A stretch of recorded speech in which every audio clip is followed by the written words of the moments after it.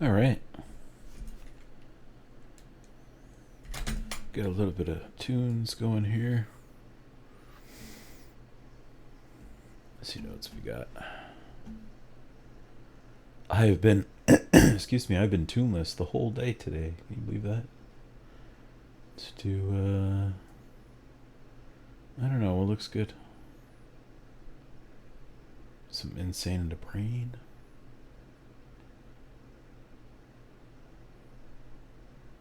Any good stuff here? Looks alright.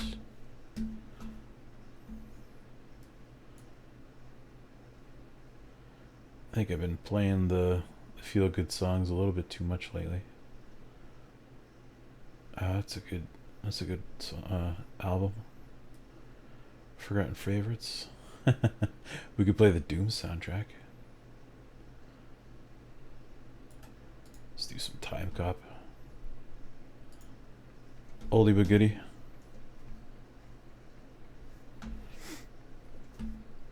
All right.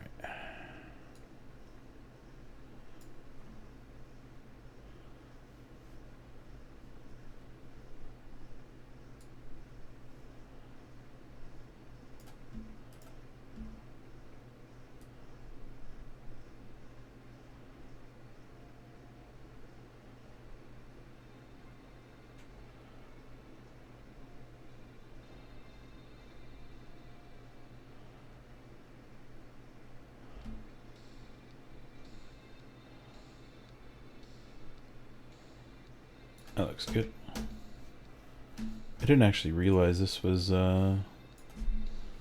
cropped here at the top. Should be something like that.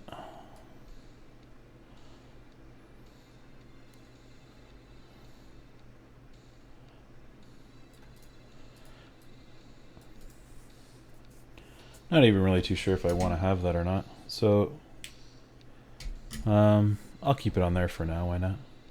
It's just background music anyways. Bring it up to about minus 35 there. And that should be good.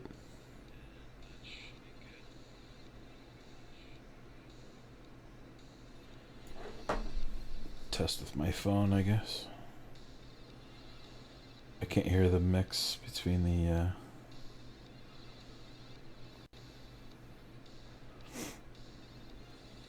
oh, I guess I could do this here. Is this going to... Does this shut off your stuff too? Oh, it does. That's too bad.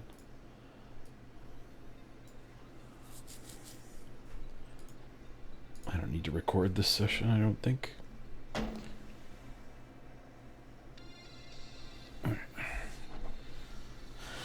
So, something like that. The Twitch thing on here.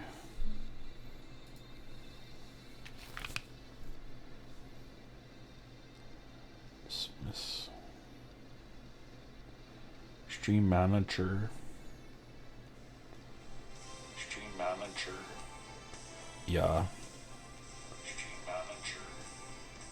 Yeah. Stream Manager. Yeah. It's probably a little loud, but I think it's alright. I put my headphones back on so I can take a look. Anyway, so what we're doing today is I have this old iPhone mount that I created for the iPhone 7 that I still have. It fits on top of the,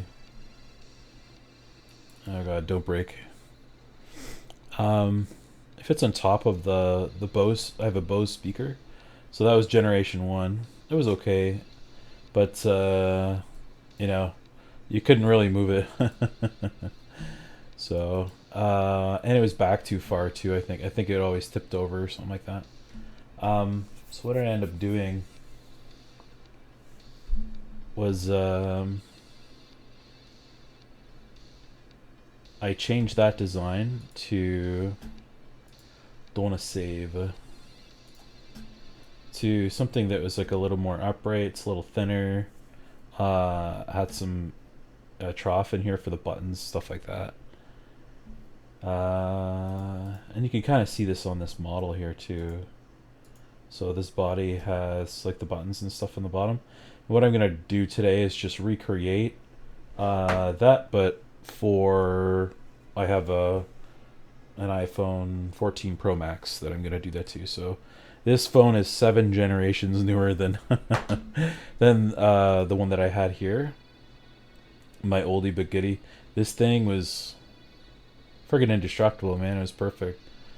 The screen never scratched.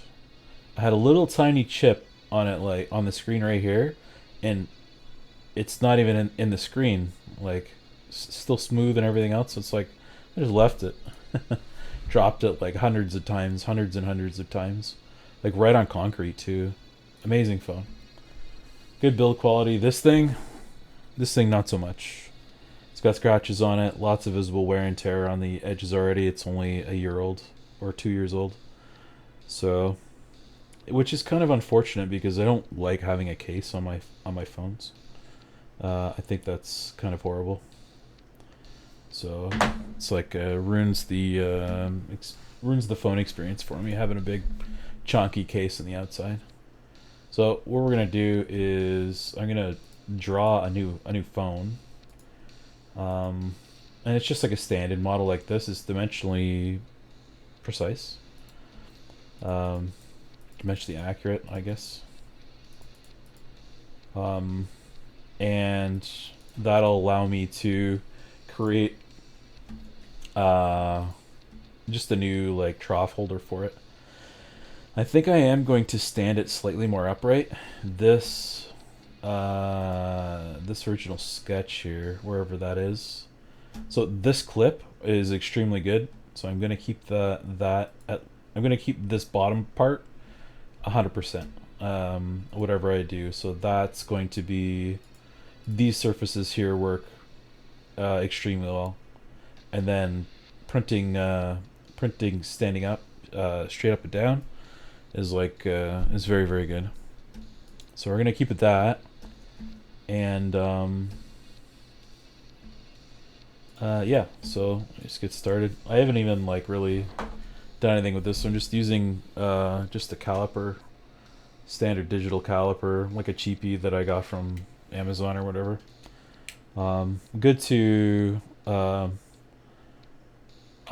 of a millimeter, probably not quite that, but good enough. So start this one out here. Let's call this iPhone 14 Pro Max. And we're gonna start a sketch. I'll plop that right in the middle. So a fun tip when you use any of these basic ones up here, when you go to the sketch palette, you can change the nature of how that works.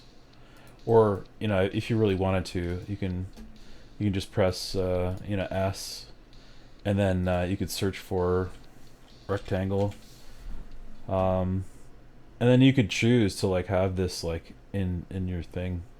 I have these because I use them so frequently. I just hit S and then just select it from here because it just comes up right where my mouse is. But you know, if you're comfortable doing that or just choosing whichever, that's great.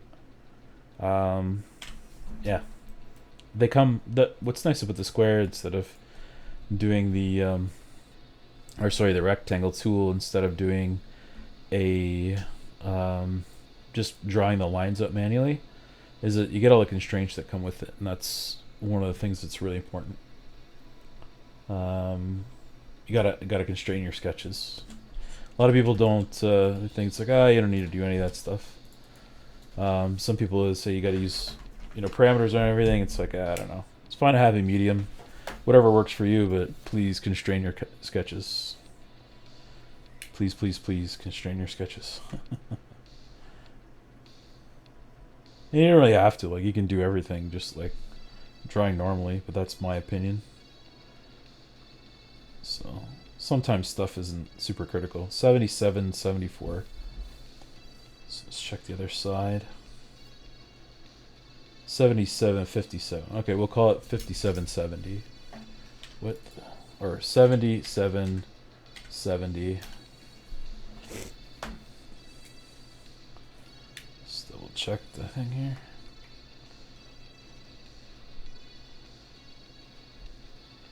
$161. 160.7.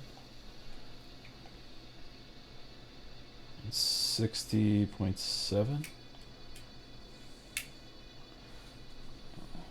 This is way beyond the actual scale of the unit, so I'm going to say 160.7.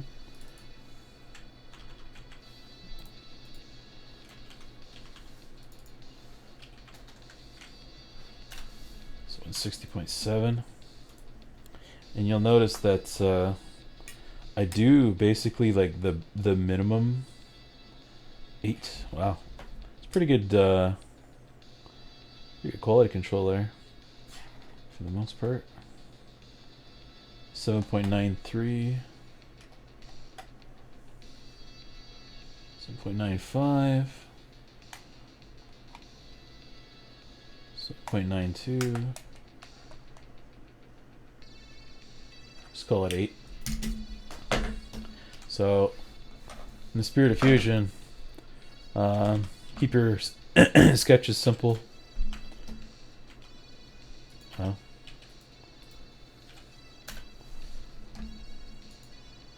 And yeah, it's probably 161 and 78, but we'll just leave it as they are. Or maybe just go to the point 1. This is 7.9,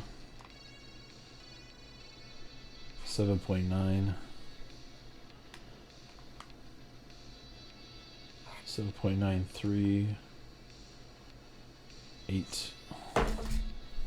So yeah. Okay. And then the radius. This radius seems like it's almost like a triple.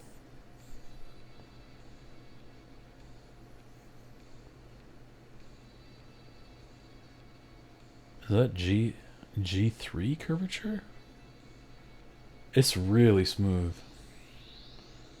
It's really nice.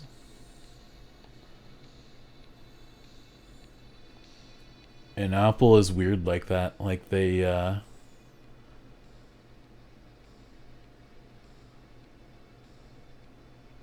it's so subtle.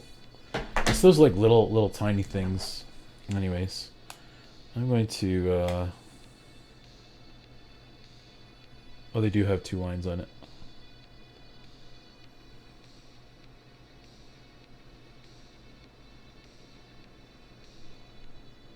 .22 across.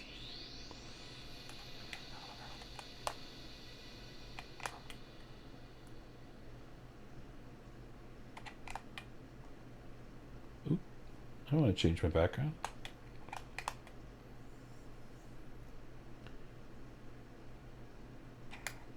Oops. It looks like 15 mil radius. I don't really want to draw the curvature that much. It doesn't have to be that accurate for the part that I'm making. Down the straight.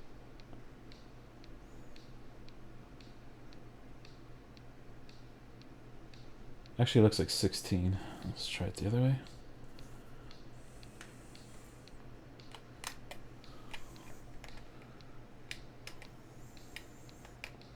There's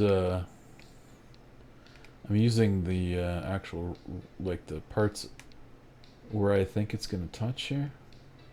And this one looks like 15. So we're just going to use 15. So let's do the fillet. The fillet. 15.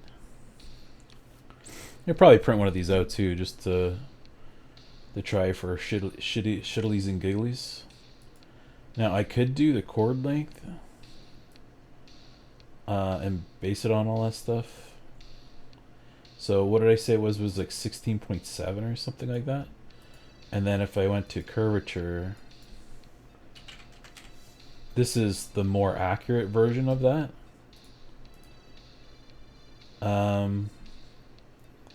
Which is like for Apple, this is probably more correct. Now what I'm gonna do is overlay. This is like a trick that I use. Let me put the thing on. It literally just because everything is scaling correctly on the screen. For cat, like for the most part, you can almost like you can use the screen as like image checking, much like you do with it with a canvas, but you can use the physical thing because they're both flat, right? So what I'm gonna try and do here, where's my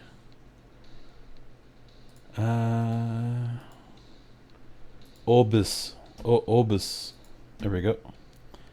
Let me turn on, do I have a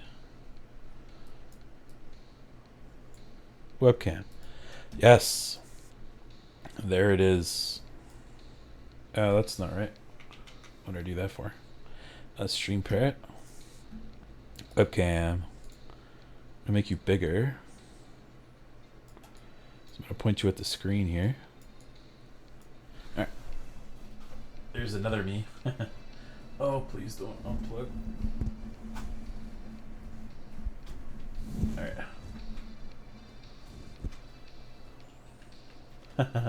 Okay. So I have these on here. I have these on here. Sorry, I'm doing this a little bit sloppily here. I think that's about like so. So what I'm gonna do is take this and see if it's even similar. So it's not quite as big yet. Let me zoom in, zoom out. It's about the right size. And let me hook you guys up here.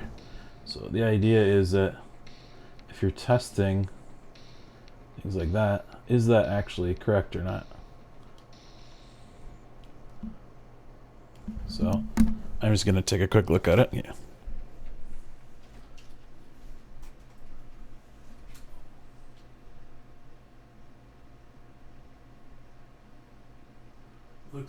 Looks pretty decent. It's not perfect though. So we know that it's not like perfect, you know what I mean? Let's try like the actual perfect fillet. Perfecto fileto. You constant. What did I say it was 16, 15 or something? Ortho faces. You silly goose on the way on the top. Alright. I was gonna say, why'd it turn gray? And then I'm just gonna try that again.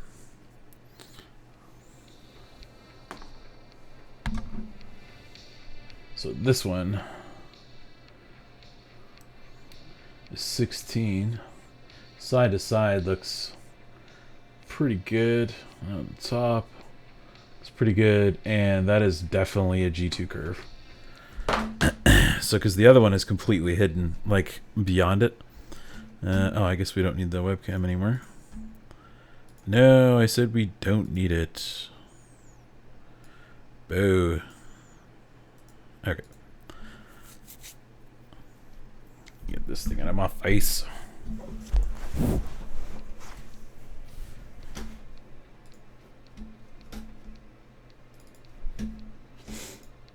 So if we just stuck that with the G2 curvature, G1 tangent, G2, see how it curves out just a little bit more. It's a little bit nicer, right? And then we'll check it again. It's amazing that the picture scale is almost dead on. So it needs to be,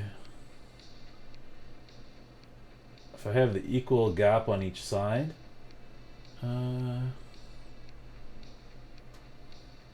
is the curvature roughly the same? And I think it's a little bit too big. Try 15.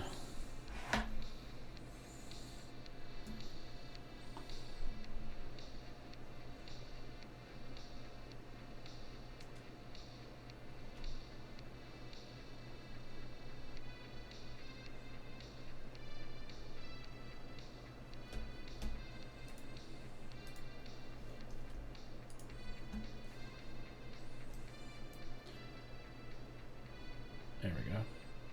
That's pretty damn close. So we'll go with that. It's probably G3 curvature because they like to go to that nth of doing that sort of stuff. And then I'm gonna guess that this is maybe like a 1/2 mil or something. It's not much of a radius. But for now, on the back side, we're gonna do the camera thingy, and these all look like they're oh, maybe they're not.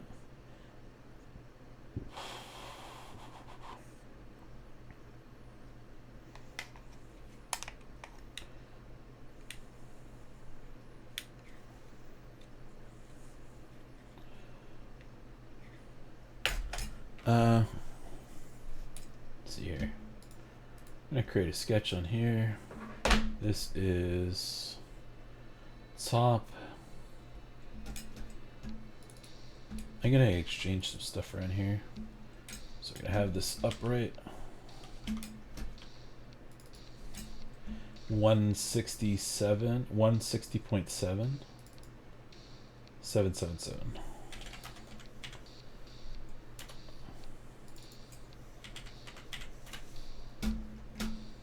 So I could have the orientation correctly.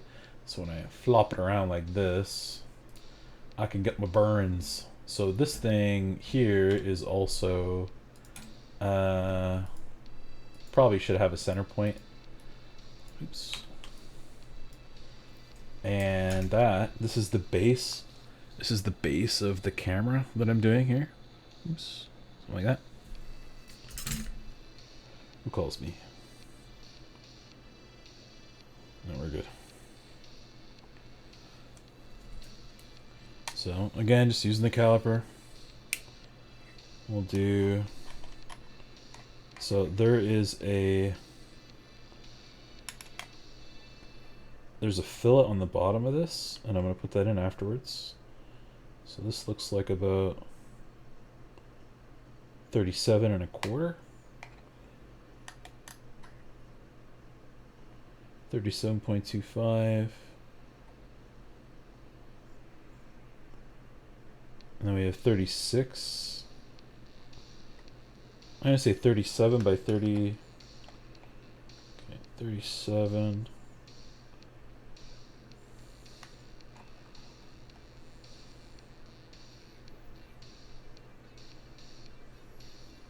Wow, 39.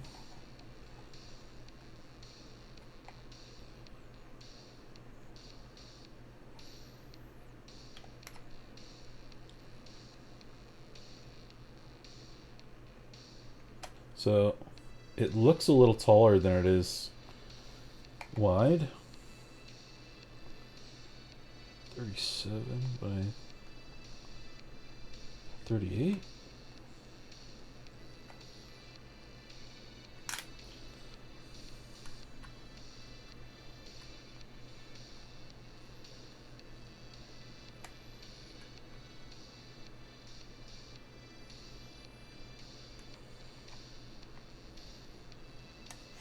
Wow. Okay. Yeah, 37 by 38.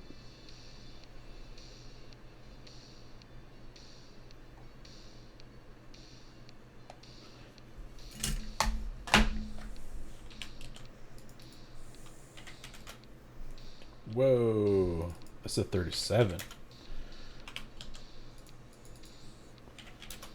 38. No, so that's the wrong way. 38. 37.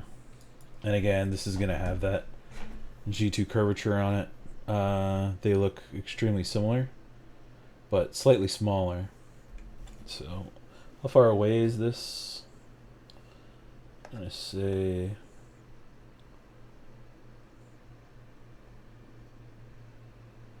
5 mil.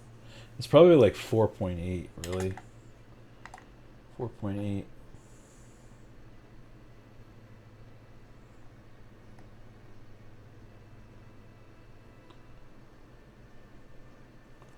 Four.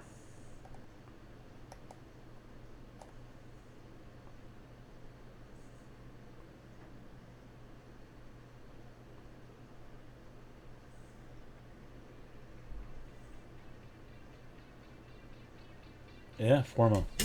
Okay, so 4 from the top, 4 from the side. So here, 4 mil, and 4 mil from here. Just being a little bit thoughtful, like with the type of measurements that I'm doing. And then we'll go same across here, radius to radius.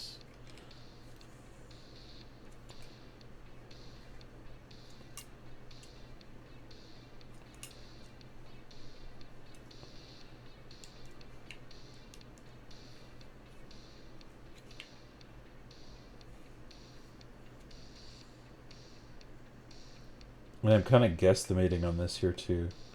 So it's like, where does the straight this stuff start and stop at? Just to kind of get it close, or close enough at least. I could do a canvas of this, but I don't really have any other means to take an accurate picture of this besides this camera. I could probably go use the other one, or just use the thing here. Actually, that's probably not a bad idea. I'll just keep doing it this way, it's fine. So we got 12 across the flats. And same thing, let's do extrude up here. Keep all the stuff simple.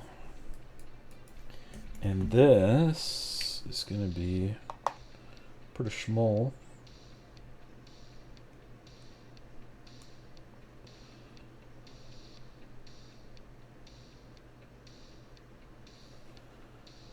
$2 mil, look at that. Pretty straightforward. Okay. And said 16. Oops. So we're gonna do chord length 16. And just giving that a little bit of a verification. That does look like it's basically the same proportions and all that on the outside. All right, so then on top of this, let's try not to get ahead of myself here. G2 constant length. Oops. Hang on.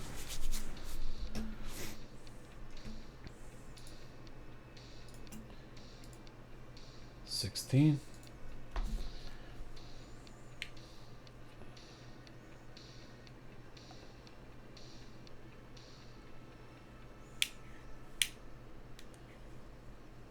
And it's got 4 circles that are, oh, look at that, 16.1.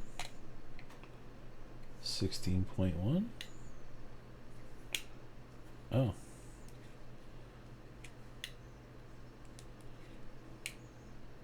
was gonna say, it's like, I bet you it should be dead on 16. Oh, 16.17. 16.19. 16.19. So we'll go with 16.2.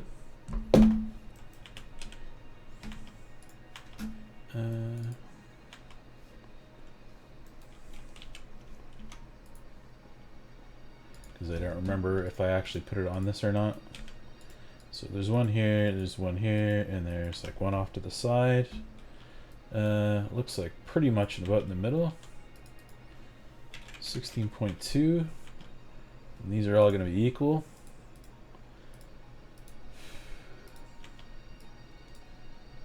And just by looking at the proportions of all this, they look like they're equally spaced between each other. 4 mil. Like precision products are so great. 4.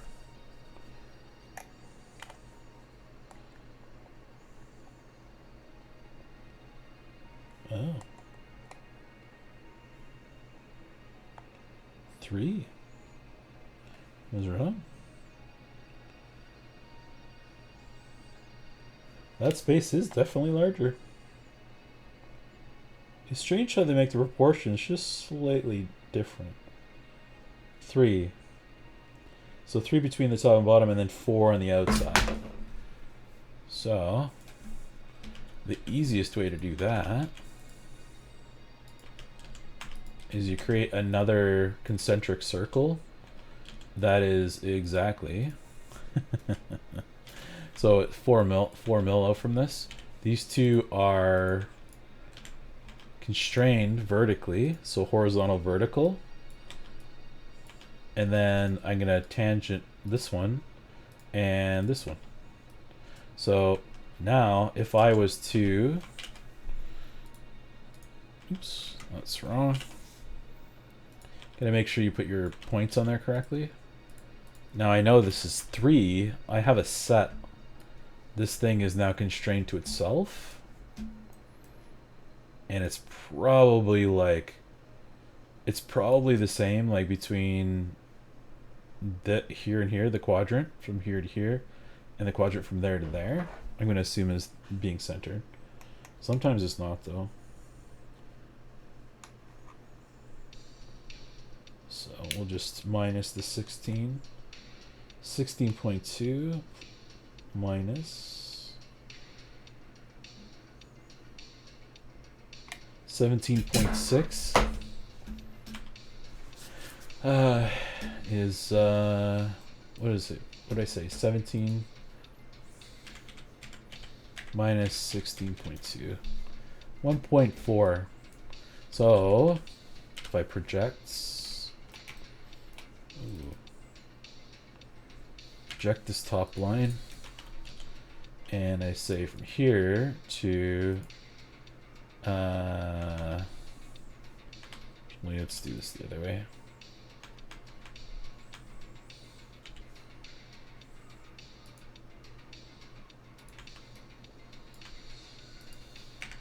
I want this. Ooh, I made a little mistake there. So between here and here is 1.4. You can use the tangents, but sometimes drawing the line out to give you a physical endpoint to use is sometimes a little bit nicer. Not always. And then on the other side, I'm just going to verify that. So I'm going to do here, and then I'm going to draw as the line over.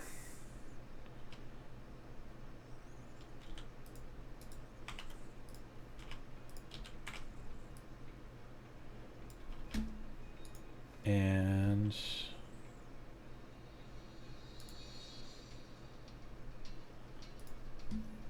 should be a horizontal vertical. Okay. And lock this dude down.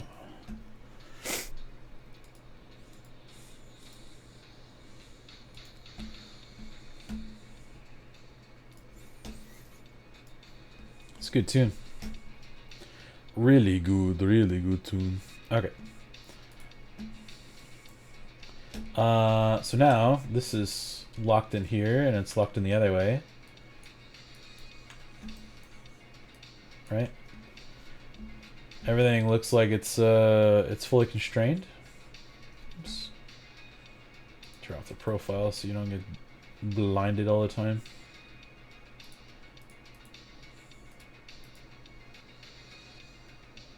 Oh yeah, we'll turn them off. That's cool.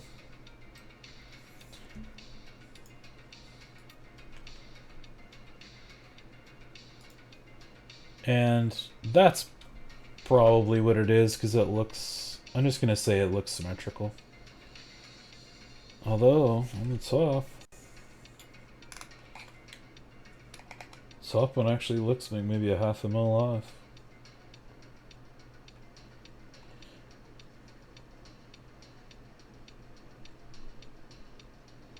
$37.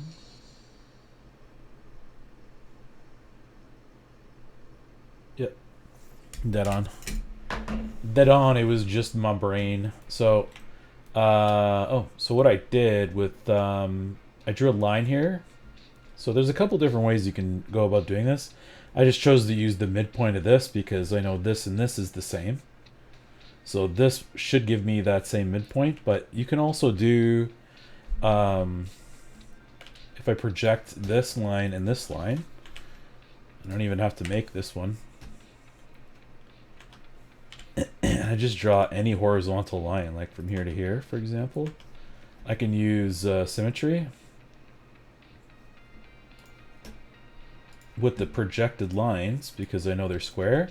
And now I know 100% that this is between those two lines. So using that symmetrical constraint, and we can even just measure it just to be sure if you really wanted to. Doesn't take that long. You can even leave them in there. And then this sketch here, you can constrain this point to that line. And then there you go. So you have your stuff there. So turn on the profiles again so that we can extrude these. Because we're simple-minded folks, right? And if I was a betting man, I would say that's 2.8 to 3.2.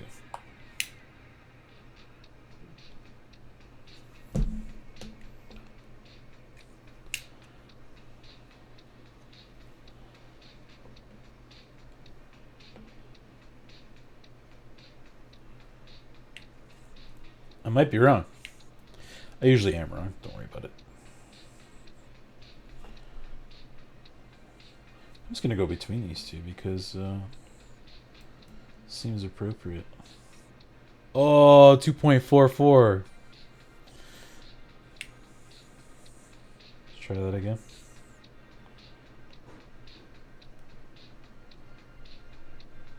So bridging between the two, 2.45.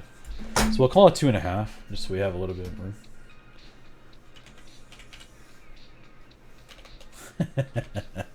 I want to do the 4.5. It's just it's not worth it to go that far and like all the way into Crazy Town. Okay, so there's some buttons on the side. So there's one here, there's one here, and there is 3 buttons on the other side. So volume buttons and the little switch, as well as the power button and all that.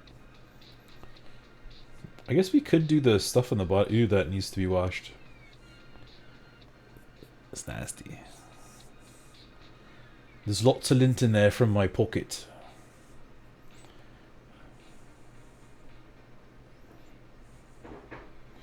Alright. So we'll do the switch. This is on this side here. On the right.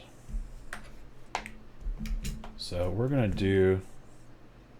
These just look like full round, like a slot. And even the small one looks like a slot too, but it's not. I'll just call it that because it's got the that looks like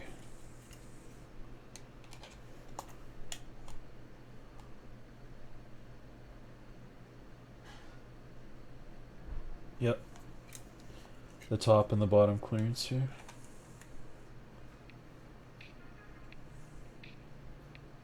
So the space that's on the top, will it?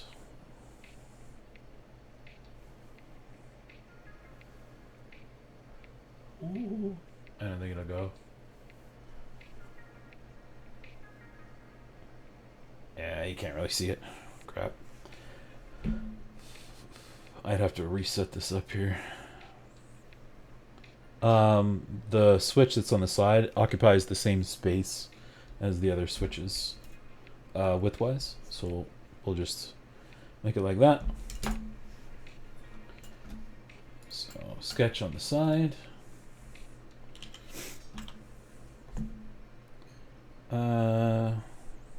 Intents and purposes, that looks like it's between the two. So same thing we did. Other side here, but I'm just going to use the midpoint because that's essentially the same thing. We're going to do a slot like so. So we're going to do the measurements. Get a couple of things on the outside here. Measure here to here. There we go. Poor computer. It's like, hey man, what are you trying to do to me? Because I'm working at a right angle here. If you don't know how to recenter, it's just a double click. Double with your middle mouse button. I really wish I could change this too. This is not the right way. It should always be tipping left. That's my opinion anyway. Overall, 17.7. Oh, that's a reoccurring thing. 17.7 and 275. So 2.8.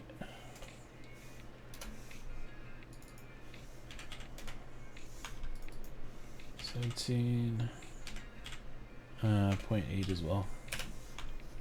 And then how do we want to measure this? Okay, so I do have a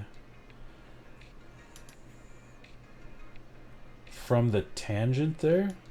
There's a bar on the phone that I'm going to use for that.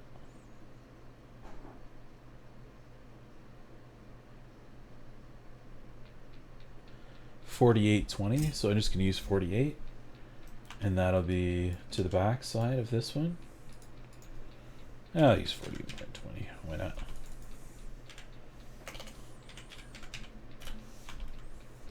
This is the one that I have here, and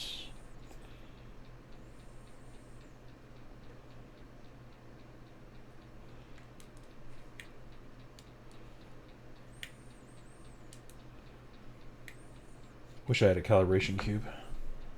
And this is going to be maybe like 0.2 or something.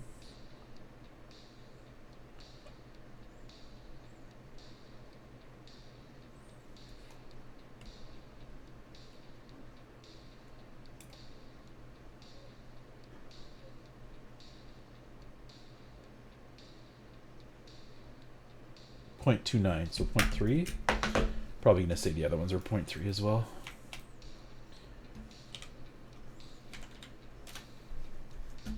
That, and just taking a quick look at it, that looks like it's appropriate. And on the other side, like so, same thing, they look symmetrical. Go from there. So same setup as one construction line, set all the construction stuff here. So now I have 2 slots, and then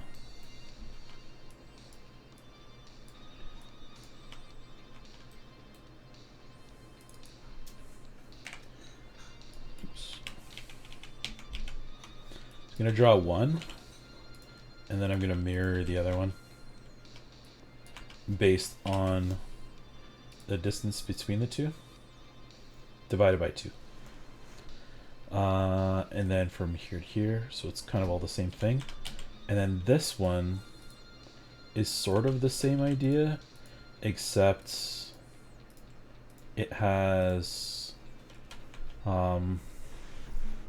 a smaller radius. I'm gonna say it's probably like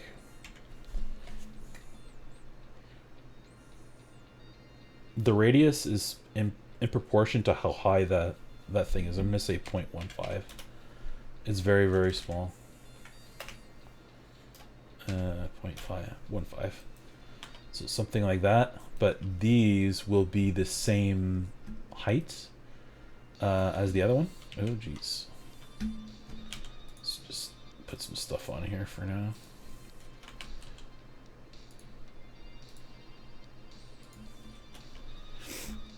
So that kind of gets locked into place.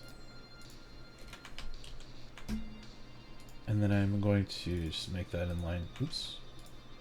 These two in line. And that'll lock that distance in, and then this one here will be sort of similar. So from the back, let's double check it's 0. Yep. We're going to go from the radius again.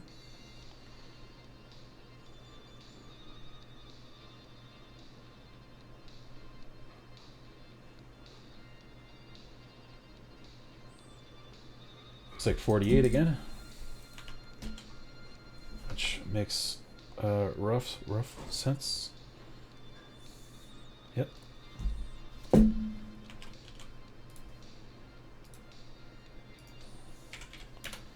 What did I do? 48.2 last time?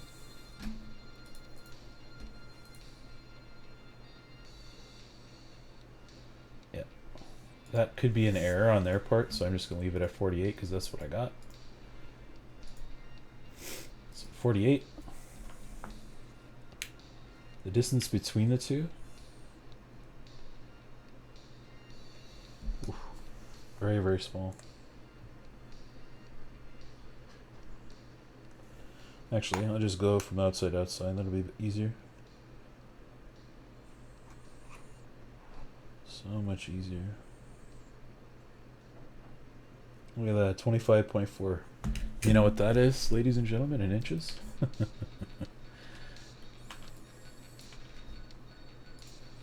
So I'm actually not too sure if it'll still do this or not. I know it'll do it in an Inventor.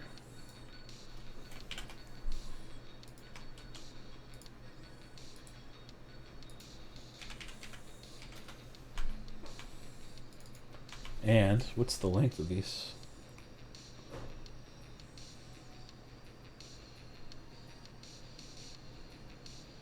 $11.2.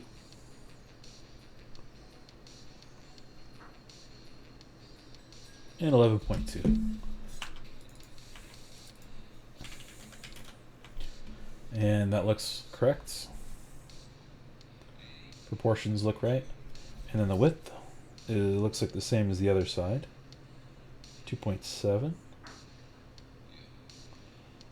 2.7.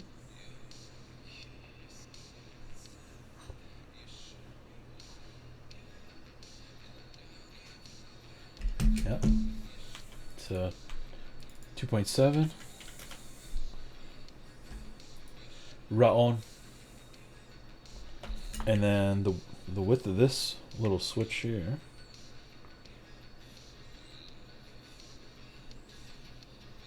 is 5.6. And it is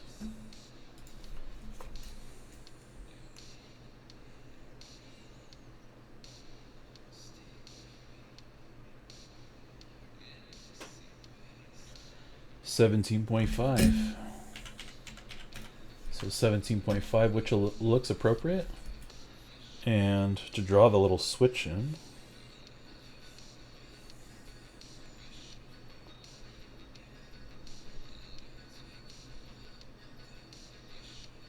$1.4.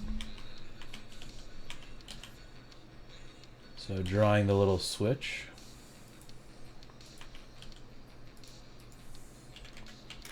And then this goes either side of the other. And then a nice easy way to center two of these on there is just to have as long as one of them is like if these are horizontal vertical and this is center to center and this is like they're all horizontal vertical, then you can center it based on two midpoints. And if you don't want to do it that way, you can do, see this here, it creates the thing and it automatically puts it to the midpoint because that's how it works out. But you don't have to do it like that. So if you have this horizontal, sorry, so the horizontal vertical,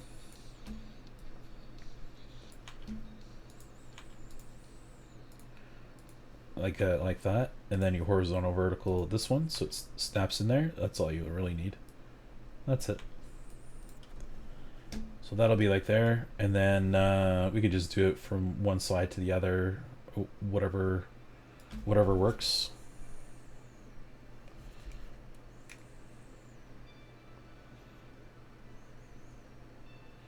.6, yeah.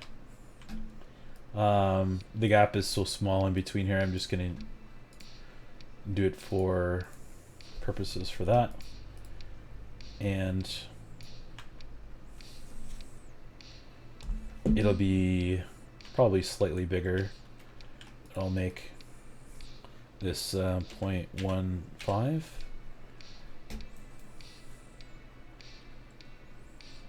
Jeez, what do I do that for? You have to do all of them before you input anything, because it closes it. 0.15. Somebody's cooking something. And then this will be like 0.16 or whatever. And then we can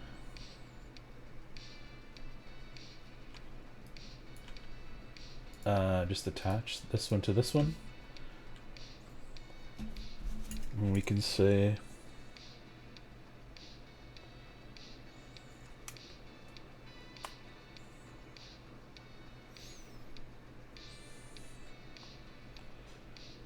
these buttons sticking a little bit further.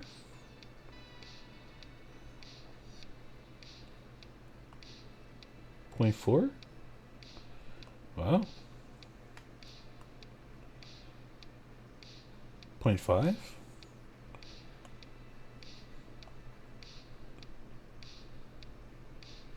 It must have been 0.4 on the other side, right?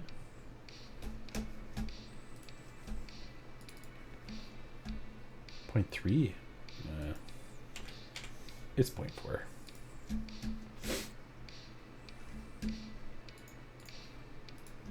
We'll do 0.4 for everything. 0.4.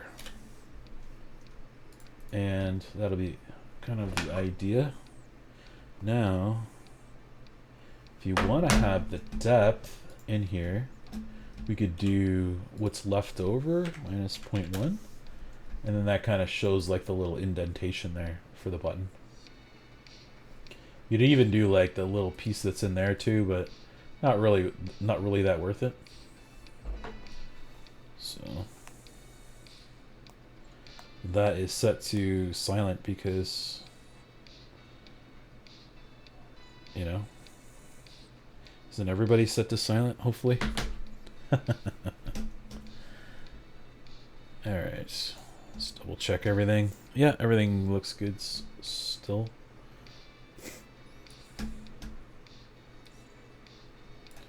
Alright, so all we need to do now, I think for this, yeah, we'll do the bottom. There's nothing on the top. And then the bottom has some holes on it, if you can see that there.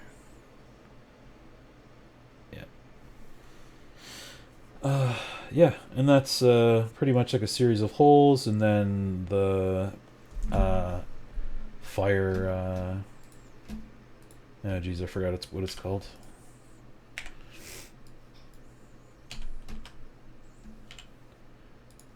Is it firewire? No, Thunderbolt. Firewire is like ancient. Okay, so from the top.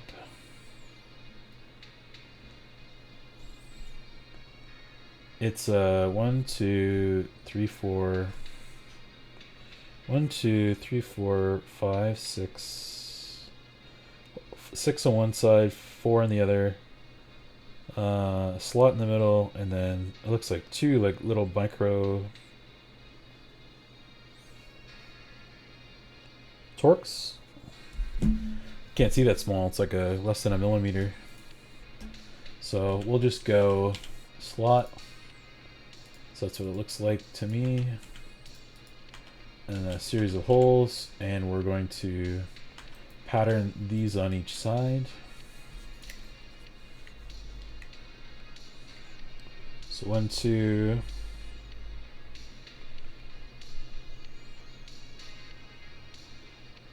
I can get all this stuff with GD&T or whatever, but in the standard, I just don't want to pay for it.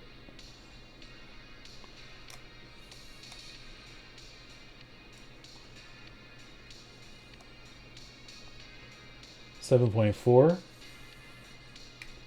center to center on the fasteners. 7.4 13.2.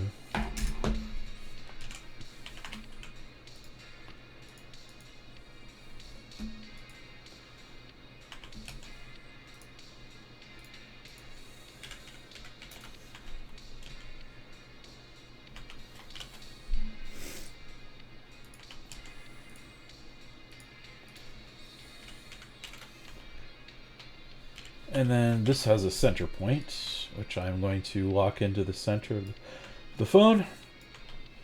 And then this also has a center. But I'm going to be a psychopath and do something different that most people probably don't do. And that's just use equality on these. And I do that instead of drawing. I can draw something else, but this center stuff is so busy that this is just as easy as drawing a line. So it's no real different. it achieves the exact same thing. So, or I could do this, right?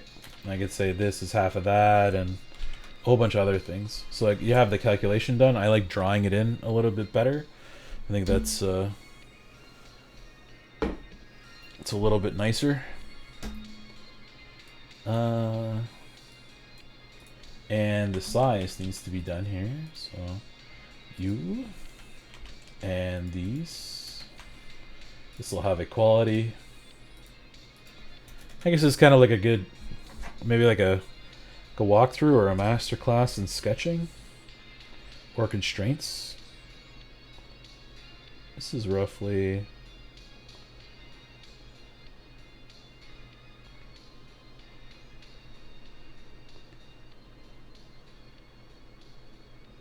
I'm gonna call those 2 mil. And the holes on the other side are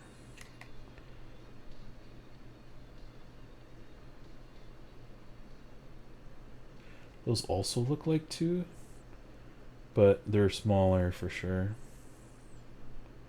It's just I'm getting hoodwinked by a shadow here. So let's see if I can actually get these things in here. I don't think I actually can here. No.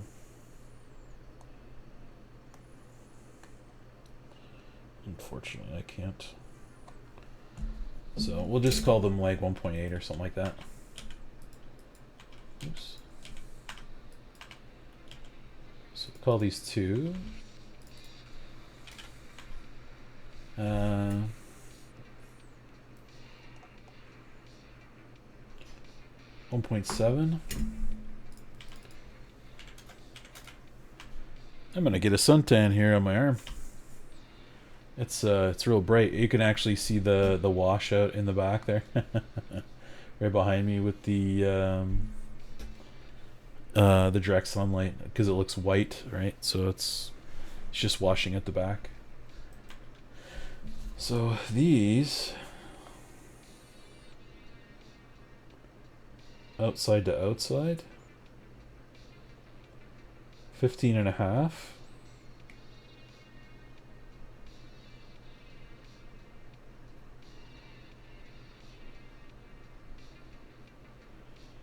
Fifteen and a half.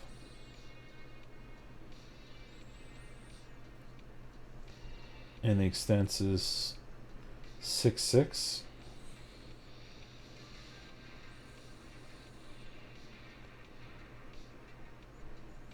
Six.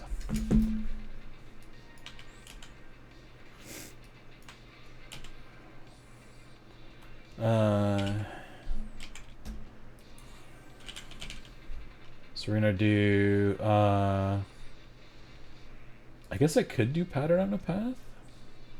I've never actually really tried it for this. I don't think. We'll just do the regular.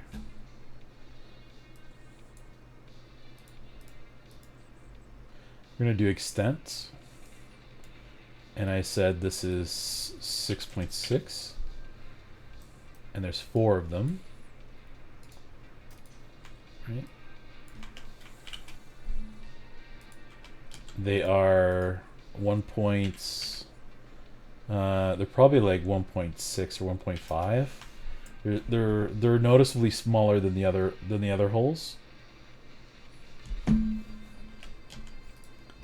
And from here to here was, I forgot, 17 something.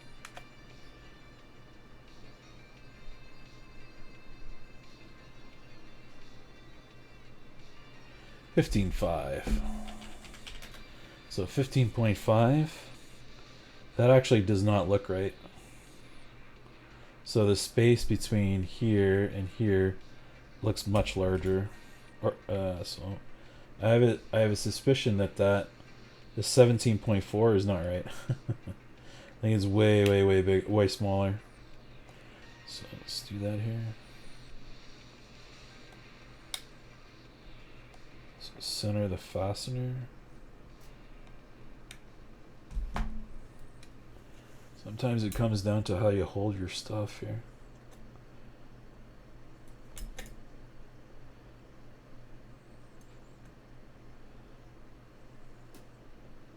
$13.9495.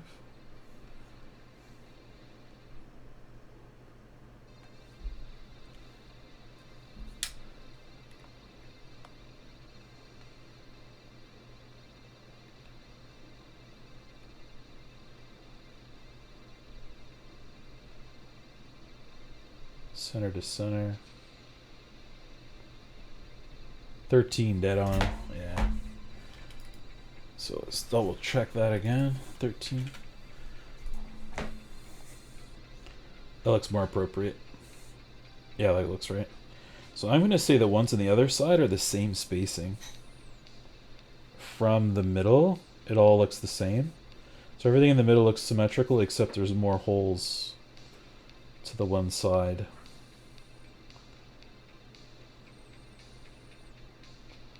Holy shit, this might not be in the middle of the phone. No, that's not right.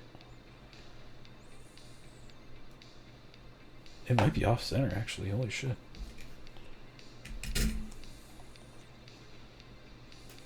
No, it's dead center. Silly goose. Okay. So this one, I need to be, oops. So this object and goes to here. So based on that, and then I'm gonna pattern. Talk about stacking stuff, eh?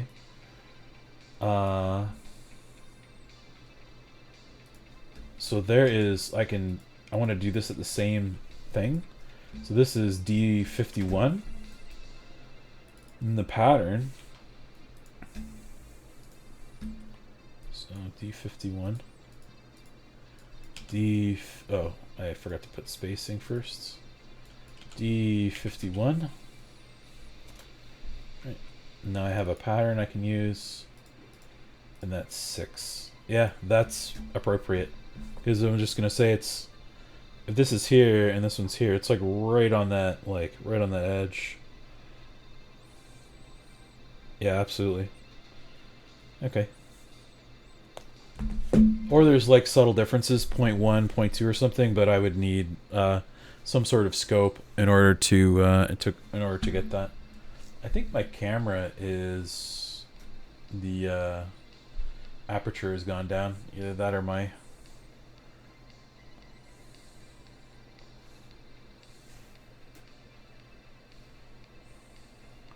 that's better. Looks like I'm like in the shadow because there's so much light over here. Yeah. All right. So these are all holes. So I'm just gonna sink these in, and they're kind of just there for like reference, I guess.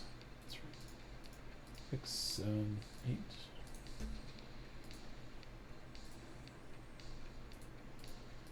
You can always do this with a box too. So we extrude this like so. We want to go in negative 0.2 or something. So it shows the stuff in there a little bit. And I think as far as the features go, there's like a small slit at the top of the screen here that it's used for the speaker.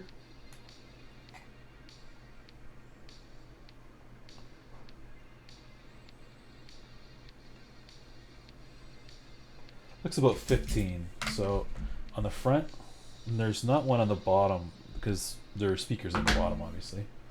Speaker and the mic is on the bottom. But yeah, it definitely has the speaker up top. I'm going to do the fillets before I do that.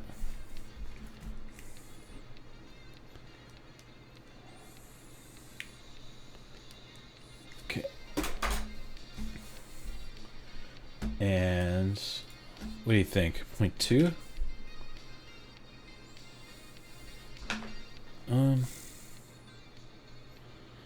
It still feels pretty sharp.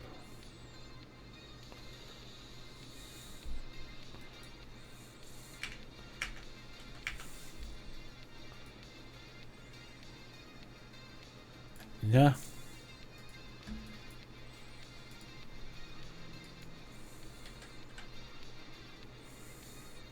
Half a mil seems too much. Let's do 0.3. I remember seeing a what do you call it? I forget who it was actually.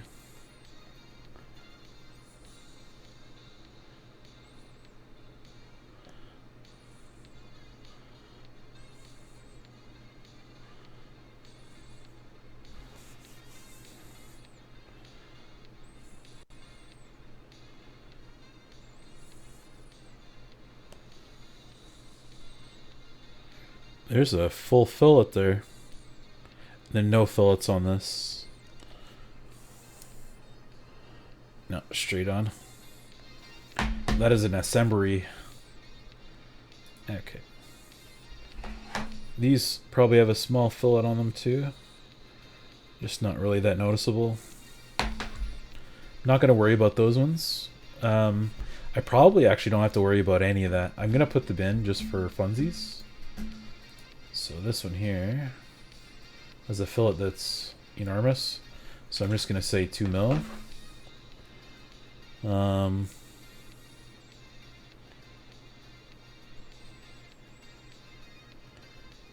these are pretty much like, that feels like a sharp edge.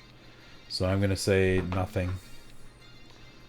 The camera ones are pretty sharp as well, but they're not, maybe 0.1.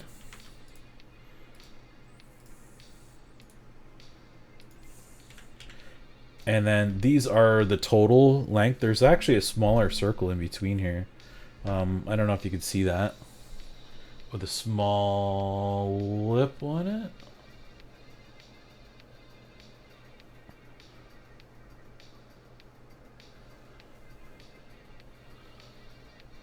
A smaller lip.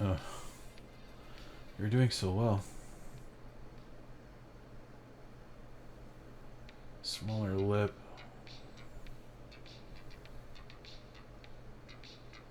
Yeah. So you know what? I think I'll do. Just looked into the glare there and got blinded. Zero that up. This on top is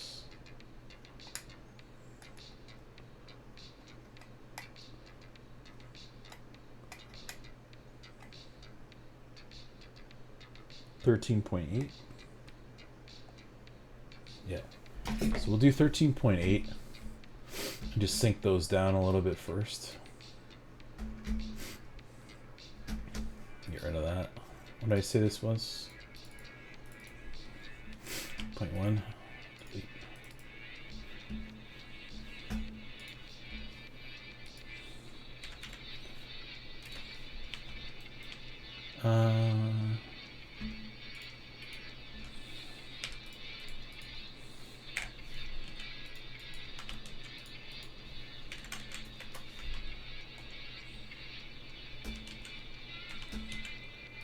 Give me the circles. Got my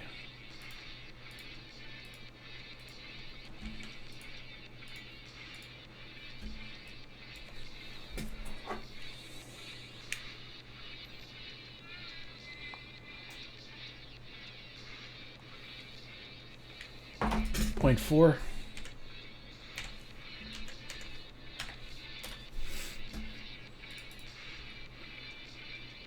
Seems about right. And then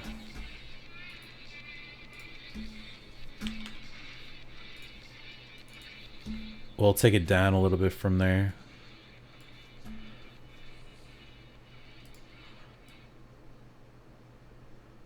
Or so. That is really loud for me. Master volume I'm going to take down. Take that off. And we'll just say you and you and you and you.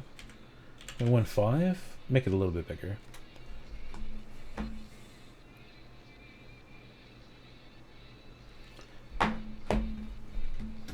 It's probably these ones too. Just make it all like that. So when I'm going to use this, I'm not going to use the fillets because I want hard edges to go by. They're a lot easier to use, I think. Where are you? It's amazing what a little bit of sunlight can do to a camera. It makes everything so much darker. So, see how overexposed I am? Holy crap. So, the much here. Oh yeah, and there's like a little thing at the top here for the screen.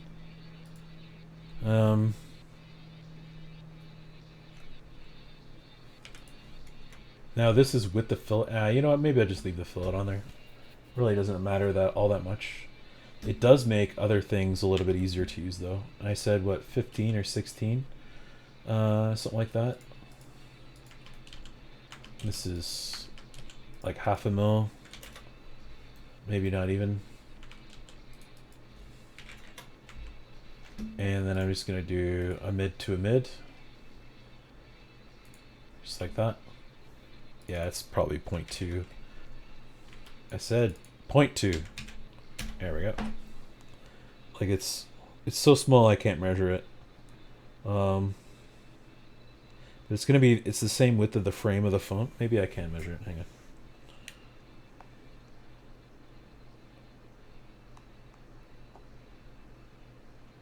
.9.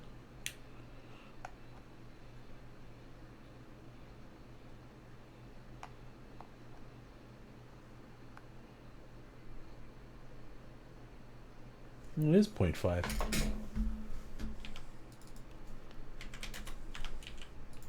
Imagine that. So then we're gonna go 0.2 into there just so we can have a slot or something like that to go off of. Does it actually look square or does it look like a round?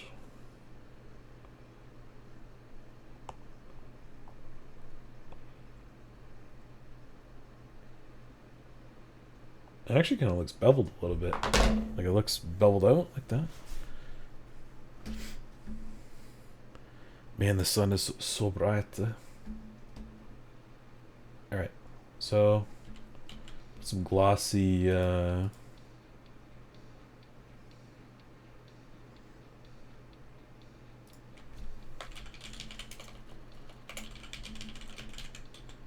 glossy black. Looks good. These are a little bit different. This is just for size. Can you believe I did all that without saving? I'm a psychopath. Really. Usually never do that. But I kind of just got into it. I was having lots of fun there. Okay, so now I have all this stuff here. So I want to replace this thing with the other one. So at this level, version 22, soon to be version 23, I'm gonna take a quick break. I'm gonna go to the bathroom and then I'm gonna deal with this sunlight. I'll be right back. Enjoy some tunes for the moment. As I'm starting to heat up. So give me a minute. We're gonna BRB. Be right back.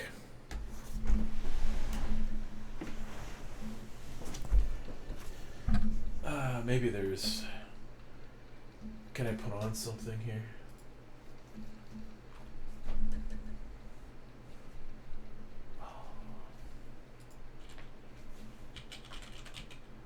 Fusion 360.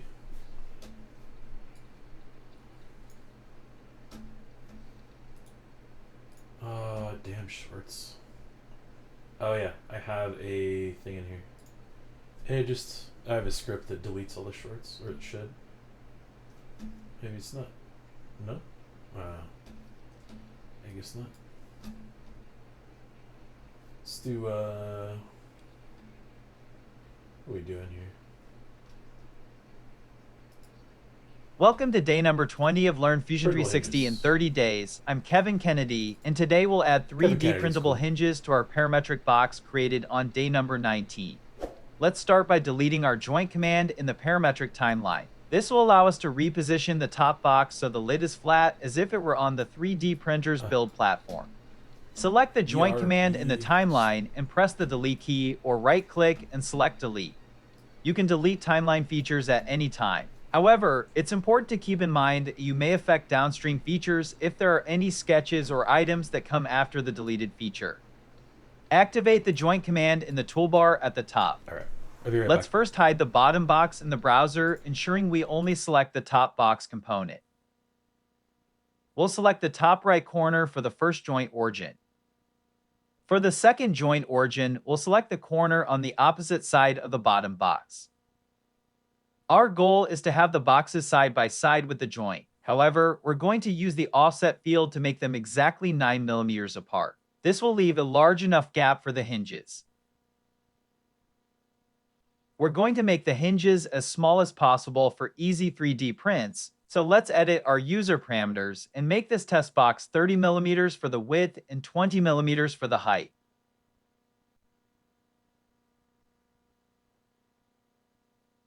Our offset should still be 9 millimeters between the two boxes. We can quickly check this by shift-clicking the two edges, and you'll notice they're still 9 millimeters apart. This is one advantage to placing them with the joint command instead of the move command. We can change our box size without affecting the 9 millimeter gap. We'll now activate the box bottom component. Remember, this is critical in ensuring our sketches and other assets are correctly grouped. Start with a new sketch on the side of the box. It doesn't matter which of the outer sides, as we're going to eventually mirror the hinge to create the other half. We'll start with the side profile of the hinge design. We plan to make two simple flanges. One will have a nub that sits within a cavity on the other flange. I'll first draw a 4.5 millimeter horizontal line starting at the top corner. Make sure it snaps horizontally or manually apply the horizontal constraint. We'll then create an 8 millimeter center circle on the endpoint of the line. Notice this leaves a 0.5 millimeter gap on each side, which is why we made our joint offset 9 millimeters. Lastly, we need an angled line that connects the box to the bottom of the circle.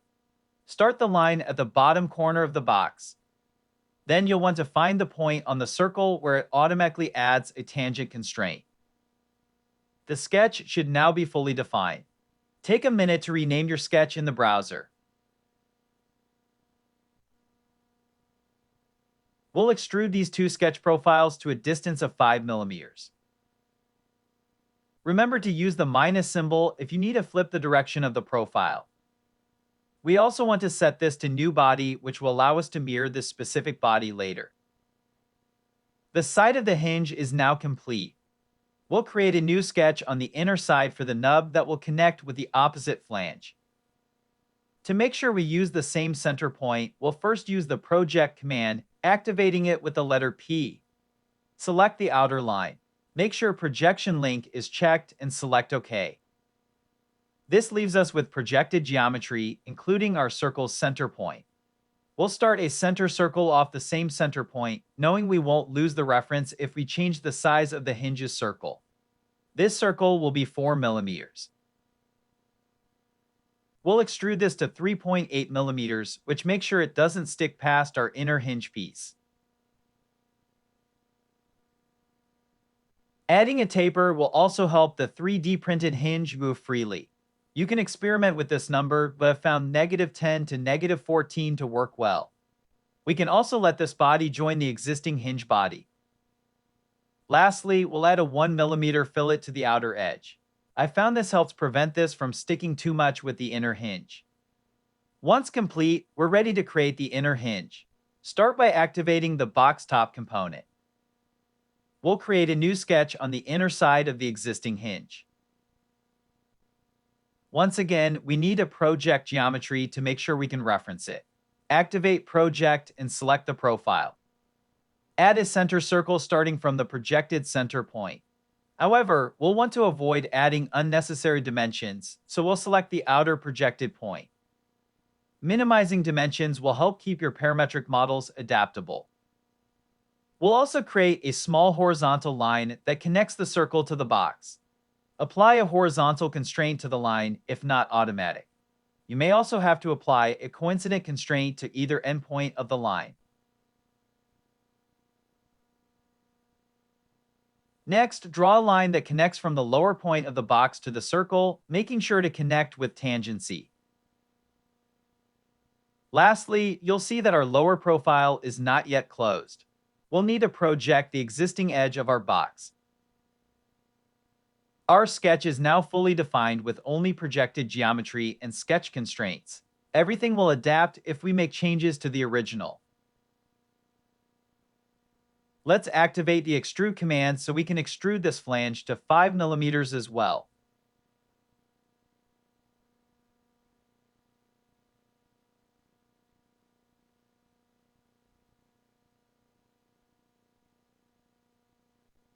We also need to change our start option to offset, allowing us to add a 0.6 millimeter offset to the extrude, providing a clearance between the two hinge pieces.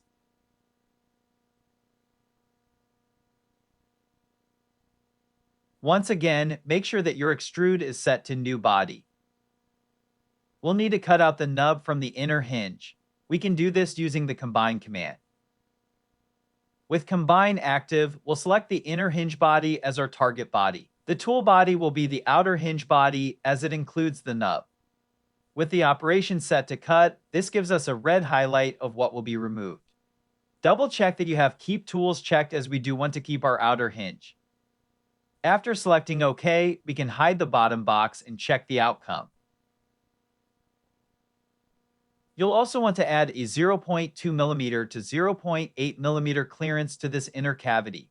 This will ultimately depend on your slicer settings, 3D printer, and other factors. I recommend doing a test print with a 0.8 mm clearance first, then work your way smaller. You can also use the clearance to determine how loose the hinge result is. Activate Offset Face and select each face of the inner cavity. I'll set this as negative 0.4 millimeters since this will apply all the way around, resulting in our desired 0.8 millimeter starting clearance. We've now completed the hinge and can mirror this over to the other side. We'll need a plane directly in the middle of our box to ensure we have something to select for our mirror plane. With our top-level component active, let's create a mid-plane construction plane. Mid-planes allow us to select opposite faces of the box, resulting in a plane directly in the middle. Activate the mirror tools from the Create menu of the Solid tab. Make sure you're not in the Sketch tab, as there is a separate Sketch mirror tool. We'll want to do one body at a time, which will help the bodies end up in the respective components. Select the first body, followed by our mid-plane construction plane as the mirror plane. Once complete, let's repeat this process for the other body.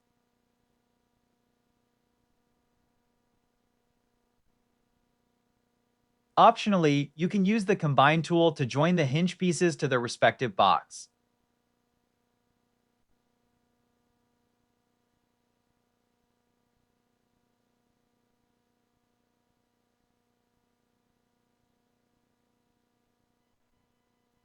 Our 3D printable hinges are now ready for a test print.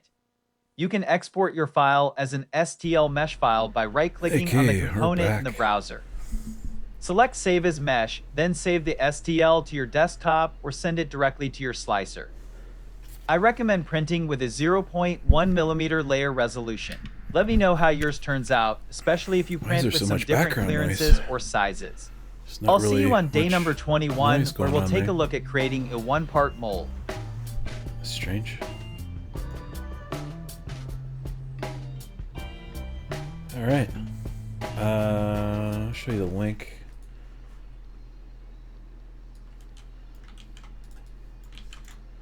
No. Welcome to day number 20. Welcome to day number 20 of. All right. Make sure I got the link right.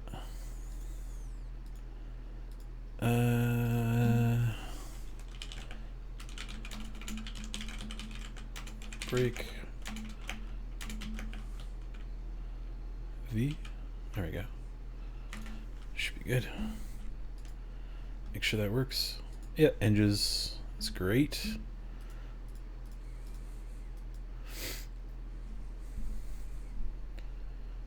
Let me see here.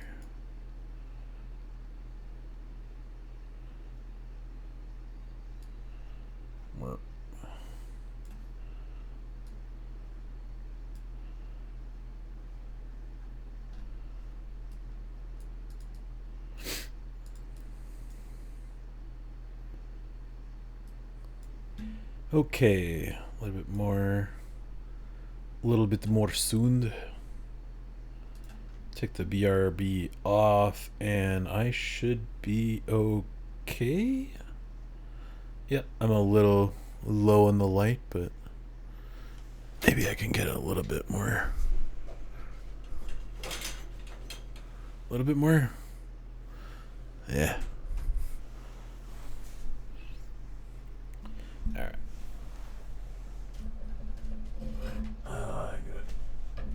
I'm gonna wreck everything here. All right. Gives me a little bit more, I guess. Let's see here. Okay, so where was I? I wanted to do a little bit more music.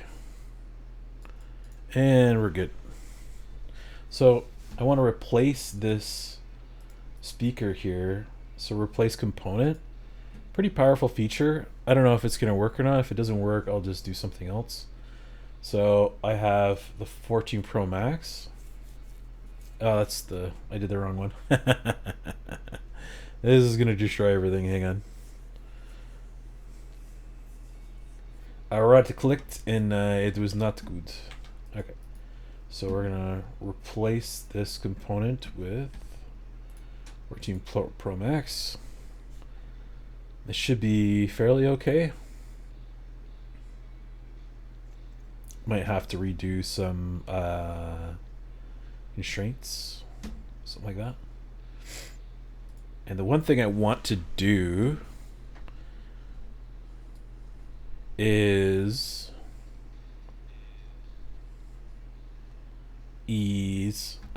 be able to stand the phone up straight as well as on its side. Okay, that's great. So now that I've replaced this with the Pro Max, I don't know if I want to keep this really deep Carsies logo or not still. Hey, thank you, the Traveling Haggler. Thank you very much for the follow. Appreciate that. So this, I don't think I had... Maybe I didn't have it constrained down. I forgot how I did this the last time. I'll just go through it here quickly. So it comes in here. No, I think I just will roll back the history marker to here. I think it was just like wherever it was knocked down. So because I'm starting off with something, I can start from here, and I can actually see like how I built everything moving forward with all of these. And then if I get to a certain spot where I like it, then I can kind of just stay there, I guess. If that makes any sense, because I do like the shape of this, but the curvature. So let's go back to I should have one of these. Yeah. Okay, that's the front edge. And there's the back. Okay, so it should be just before this. One. There it is. I want to have this angle slightly more. The body off there. Take these two off. I want this angle a little bit steeper. So not quite as laid back. This phone is slightly heavier, so on this particular mount, what it does is when I put it on there, sometimes it has the tendency to fall backwards. It doesn't actually it doesn't do that when it's sitting on a hard surface, but on a soft surface, it wants just to fall over, because this is, I don't know, it might be like 100 grams heavier. I'm just guessing on that, but it's significantly heavier.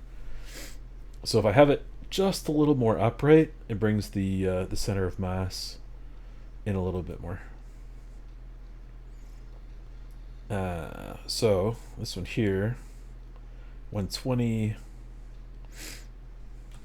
This is 45.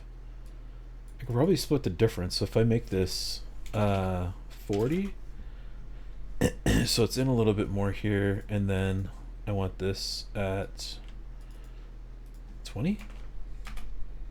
Oh no, I'm sorry. Oh, this is only doing this one here. Let's go back. This is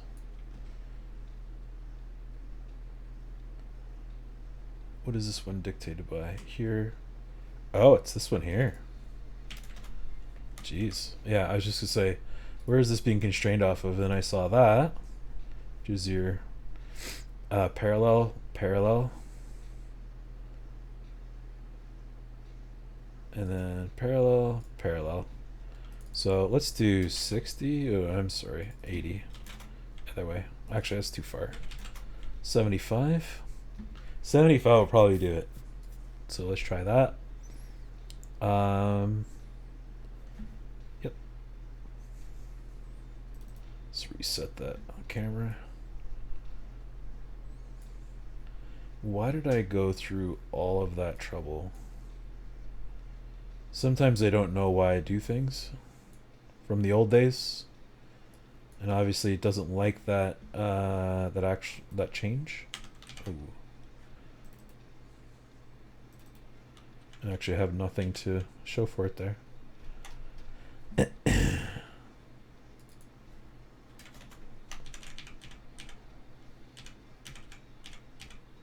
we go. See if I can do this. Let's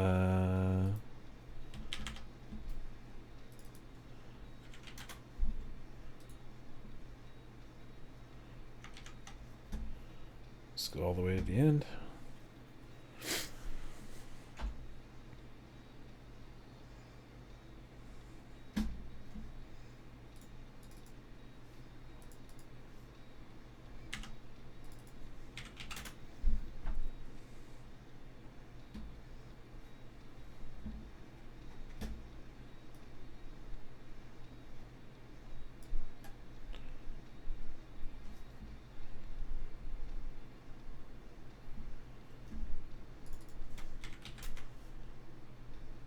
No, I won't do it because it breaks the surface.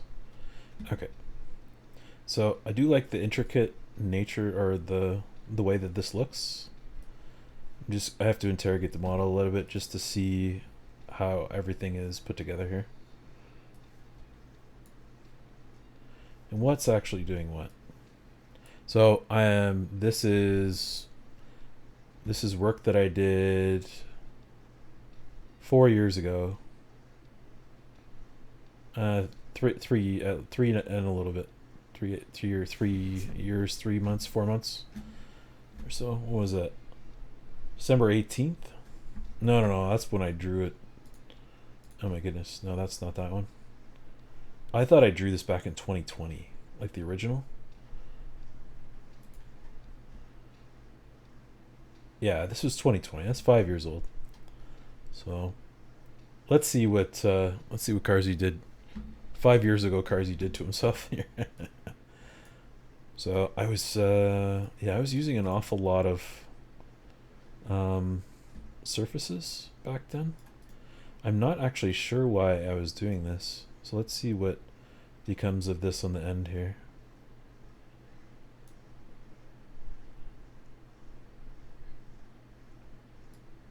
Sometimes you don't need all this stuff, eh?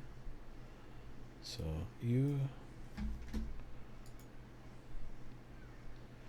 oh, okay, I see what I did there.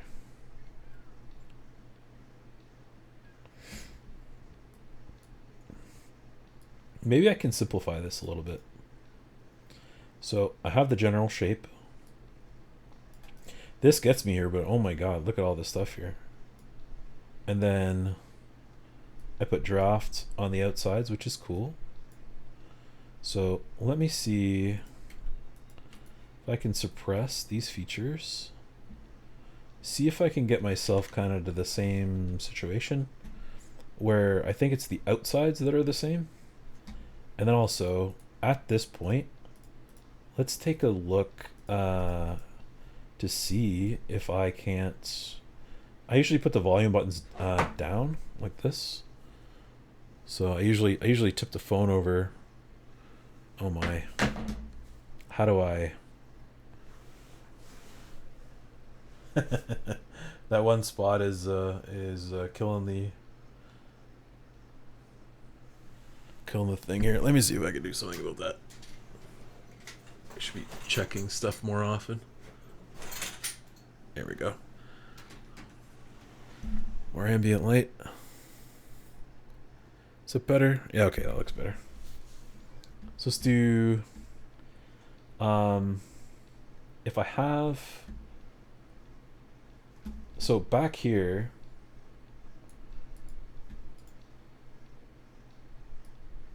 do I even need this one?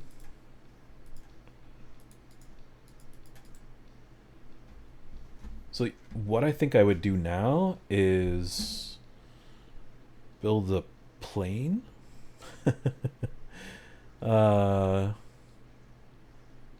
There's a few ways to do this now. Like, I think the easiest way to get that flat, let's make sure I got the camera angles right. Ortho faces.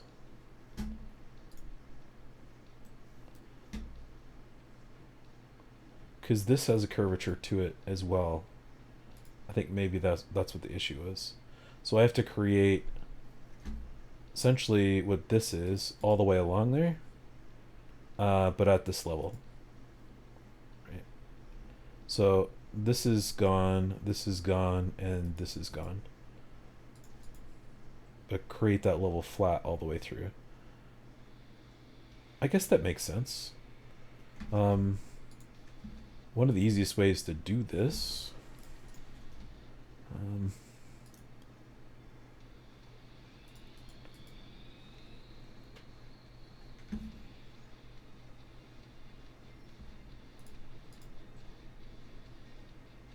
Yeah, I probably.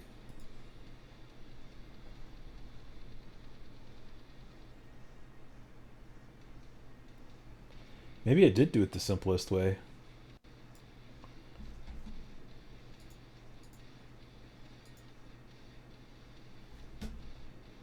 So 1, 2, 1, 2, and 3. Combine that together. And then delete the other ones out.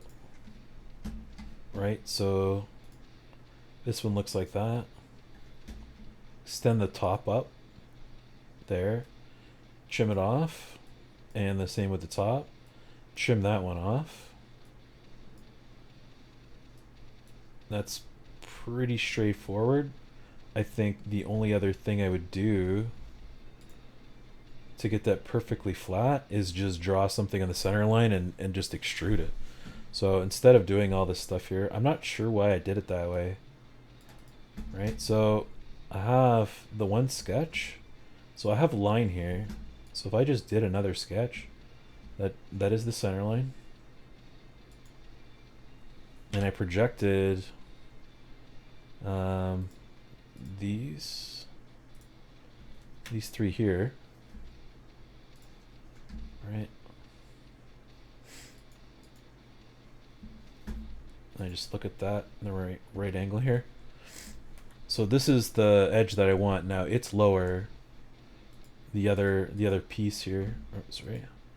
So I've put on this body. These points, or this one here, I can project that. I can project this. And I can project, well, the one on the top is fine. That one has to go all the way up anyways. So it actually like is a little bit larger. So let's verify that.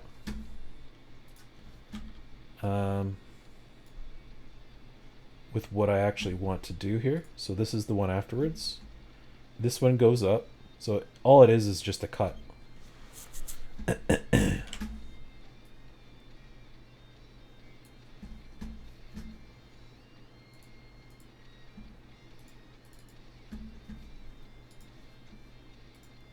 So if I have a cutting body, so here to here, but I don't actually want it on that one. I want it on the top edge. So all of these, I'm just gonna do this here because I kind of want it on that level. So let's do the bottom right. Oops. Because that's the center. And then I want this one at the top. Cutting more than I have to is usually better. Or somewhat better. So if I do that, will this get me what I want?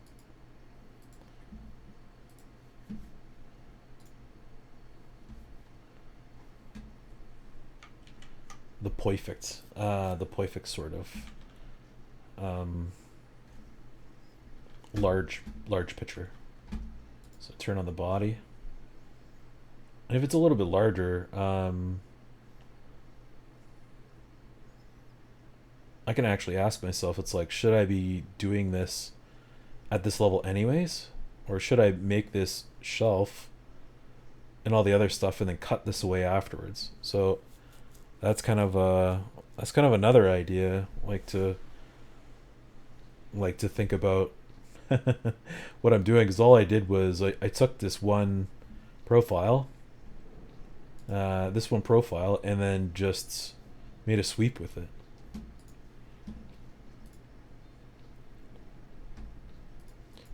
Right, so if I just took that one portion, overbuilt it, and not did the bottom piece,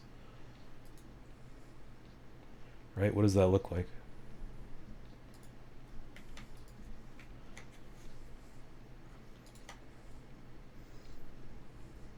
Hoping this extends in. Yep. And it should. So instead of doing that and having the extra stuff, where's the sweep that creates? So that's the sweep that creates. This is the one that does that. So that's actually what I want. and then this is the bottom piece.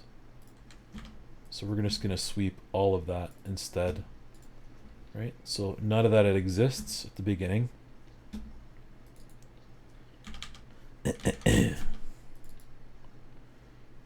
These have stuff that just aren't there.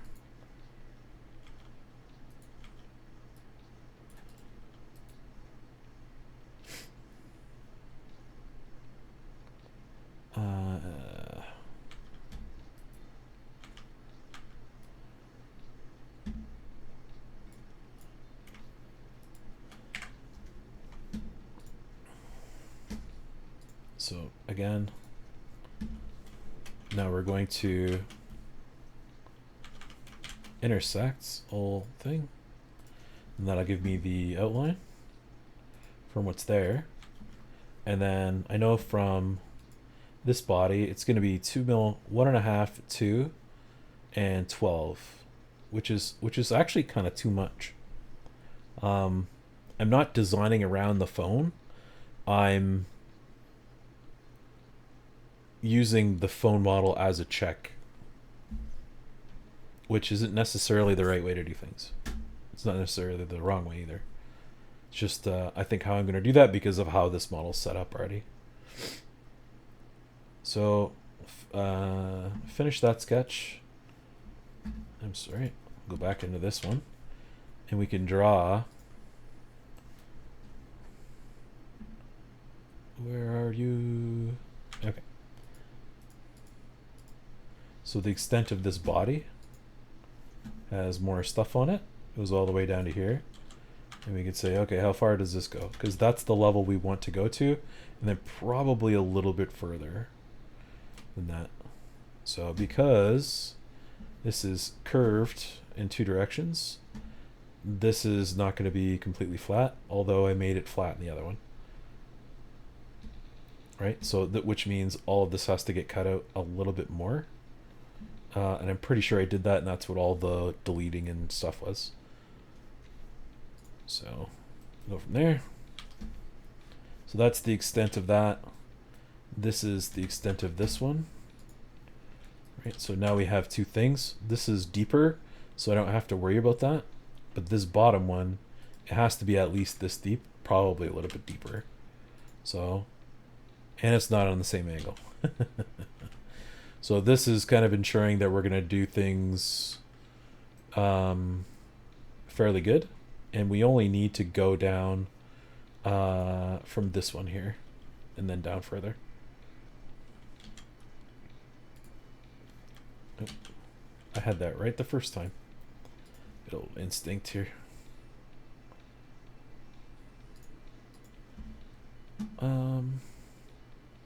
Oh yeah, I forgot the inference is pretty good on this one now. Parallel, and that'll give us a 90 degree at the bottom.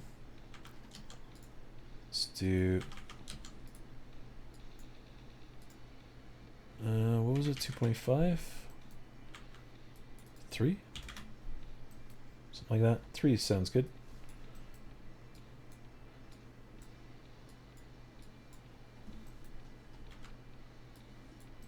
And this one should be 13.5. Let's do, that should be okay to there. And that'll give us this whole piece to extrude through. Symmetric. Let's do the whole thing. Turn that body on. Oh yeah, I'm sorry. I did not do that correctly. This one here, 1.5. And then I just want this to be over. It could be 2 mil.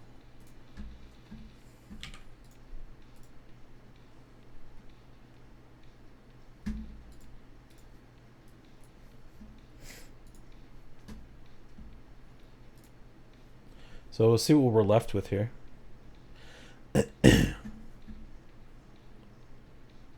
Now I wanted to 1.5 from the other one, and I don't think I actually wanted this curvature, if I remember correctly.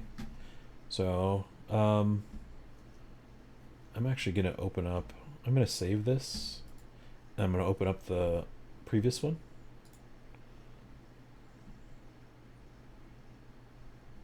It's the 3.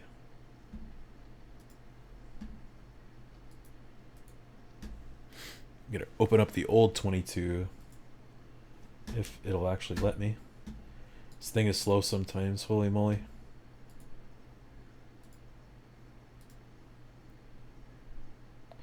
Open.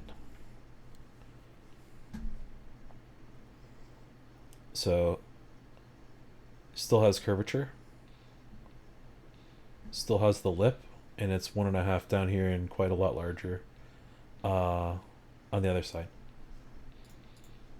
So, in that spirit, you could say, what, another 3? Oh, my 3D mouse is drifting. 4.5. Right? And even in this one, we can interrogate the model a little bit. Say, what is the distance to here? So 5 mil straight on. Do I have a...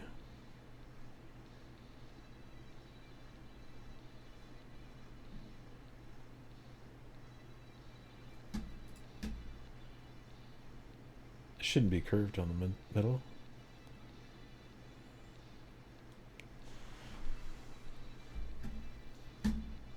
Anyways.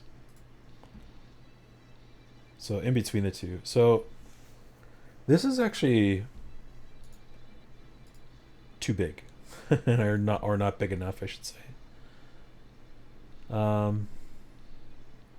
This still has curvature to it, I think.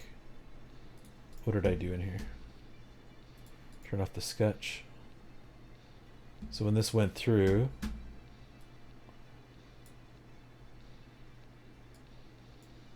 did this not like it?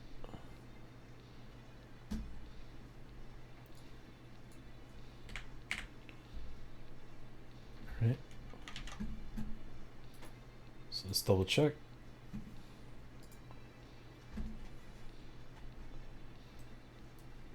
I think this is just like a remnant or something. Let's take this off. We can go back.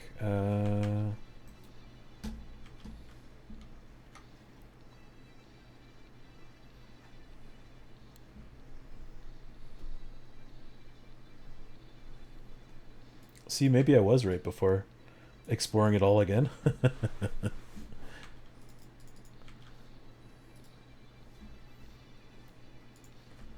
Kind of like doing this. It's very interesting. Anyways, so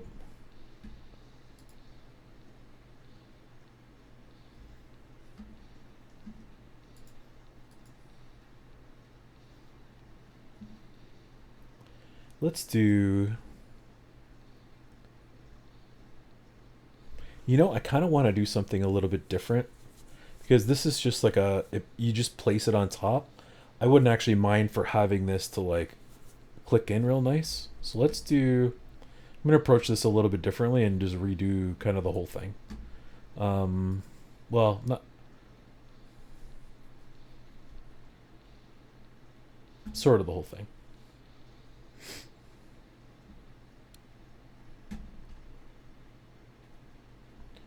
Yeah. I don't know. Can I reuse some of this? I should be able to reuse some of this stuff. I did an awful lot of surfacing on this. I might actually be able to use some of these sketches and whatnot. 4.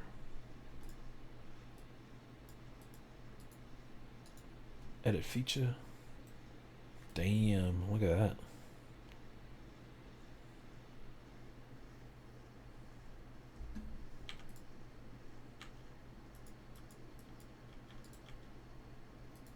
Yeah, as long as I got the sketches in, should be alright.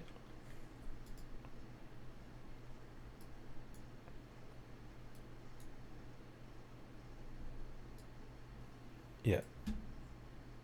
I think I'm pretty comfortable with that.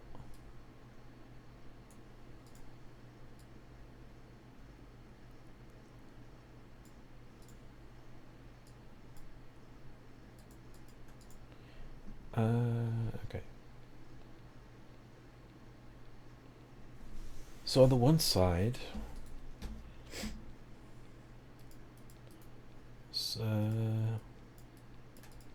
do the delete all features afterwards.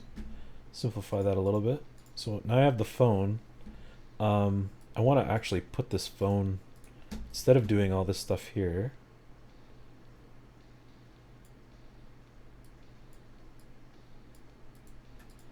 that one I want to keep. Definitely want to keep these. And what did I get rid of here? Nothing?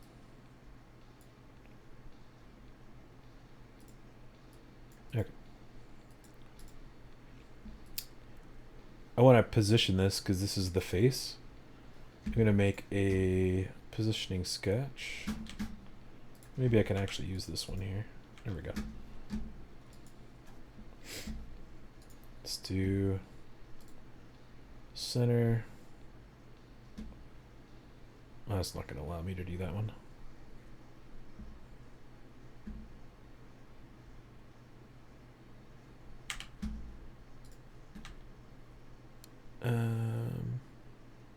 At an angle. Noisy. I can do it on this one though.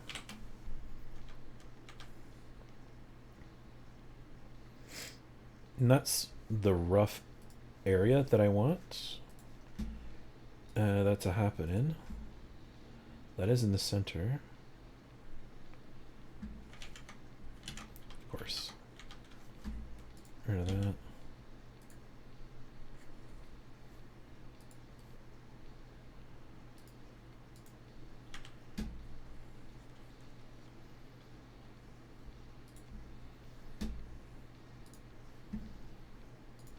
Could put a joint origin on there too. Sometimes that works out better. And I want to have it like so. How far up do I want it? It's got some meat on the back there. So less, I don't know, 20. Better idea.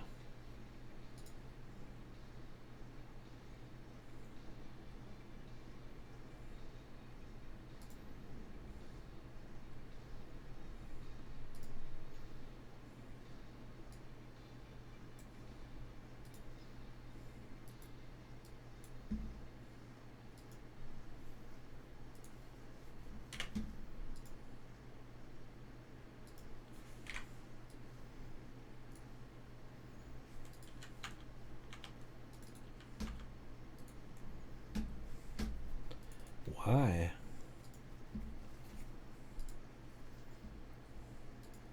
Something like that.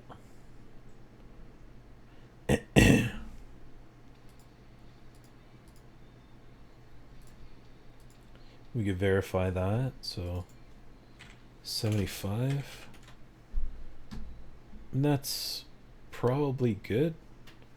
It's within the shear within the plane here. 30 might be too much. Let's activate one of the other sketches here. That's the extent of where the controls are. I think I'm pretty happy with that.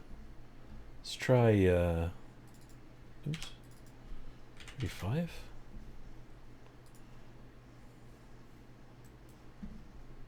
That's fully within.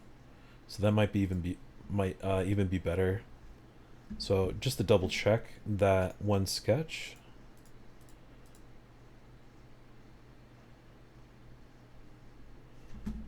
This is one of the triples, right? Number 6. Yeah. So that's the extent. That's the extent that I wanna See that at? Come straight up and I can come straight down. That might be a little tight. This will probably hold it a little bit better or prevent it from falling over so much. It is kind of top heavy still. Maybe we can do 32. See what becomes of that. So instead of holding it just by the bottom and the back and kind of like sitting there, I wanted to like grip the side of it a little bit, or even have like a little like a slide in. That was the idea that I was thinking of this time. It is slightly, it's like about the same size as the other, so I think I might be able to get away with it. So now that I have this positioned in place, I can make something that just holds it in the bottom, right? I'm okay with some of this being taken up, like around the outside. Let's see how much will that be here. Let's just put on something like Netflix or whatever and just take a quick look at what this might look like. Oops. Been watching the show Chaos lately and it's been pretty good. So if that's full all the way to the outside, I can do... You know what she refuses every year? The birthday present. Well, this year, let's get her to say yes. Come on. I'll let you one. It's yours. 4 mil? Amazing.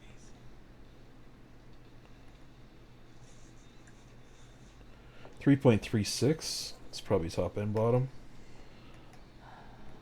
Come on, dearless. Just make a better version of me.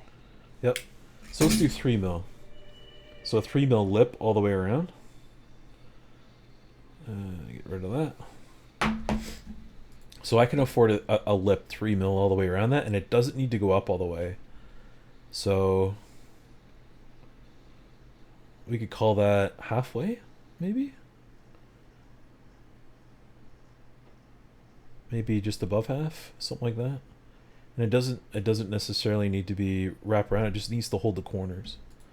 The way this approach to modeling is, I think, maybe a little bit nicer, because you're actually dealing with the physical object itself, and that's the reason why I wanted to design this beforehand, so I could actually use it. I was gonna use it to check with it and see all this other stuff. It's like, you know what? Screw it, redo it. It's not such a big deal.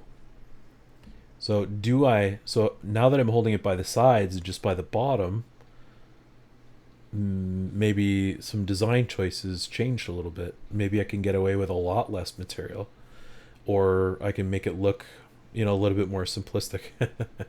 I want it to like. Now, I'm designing for my specific phone, so here's the other thing. Do I accommodate other phones with this, or is it only going to be me using this with my phone? And do I want to have both orientations? So if I have the whole thing, I can use both. So I can use it at, I could say, we'll do both here. That's fine for initial position. And then, oh no, I did the surface again. Dumb. Pro Max.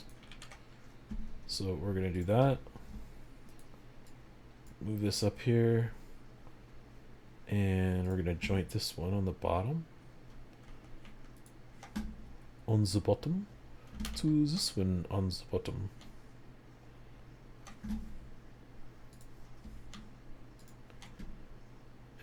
If it'll go correctly. You and you and you and you and you. Did I select the wrong side?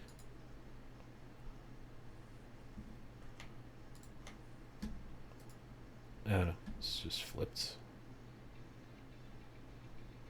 So now I have two configurations that I want to go with. So this one works for here, but maybe I can have one that's slightly deeper, because I'm going to need to have clearance for these anyways. into here. So 2 orientations.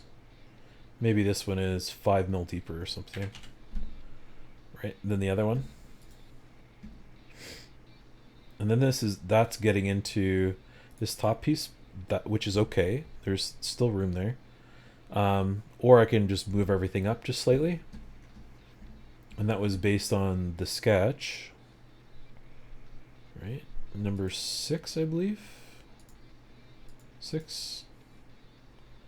That was based on this bottom here, which is based on all this stuff. I don't know, 12?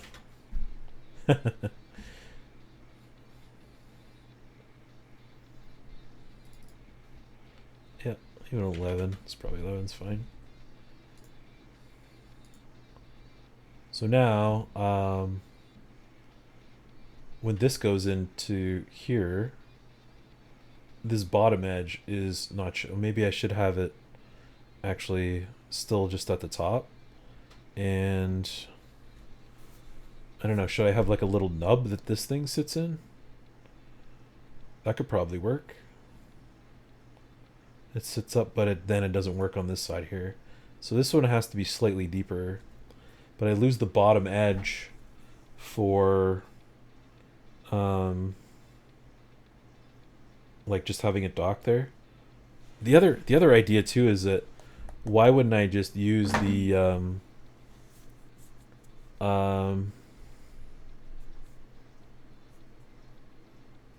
geez, what's it called? MagSafe.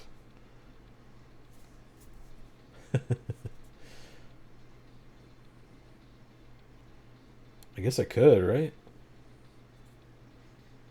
I never even thought about it until now.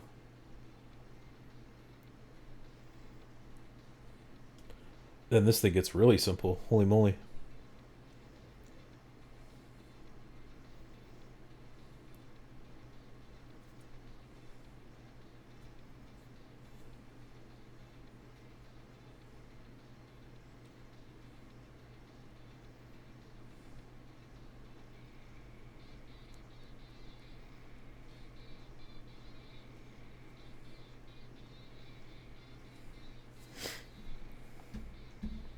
So I have a MagSafe thing on the back.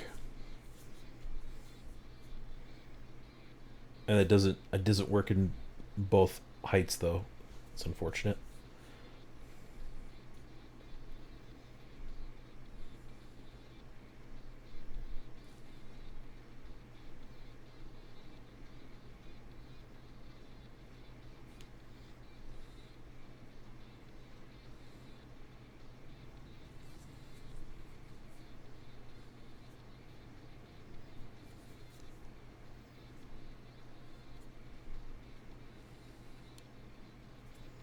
Yeah, I'll just make it like it normally is. I'll do a MagSafe one later though. That's a good idea.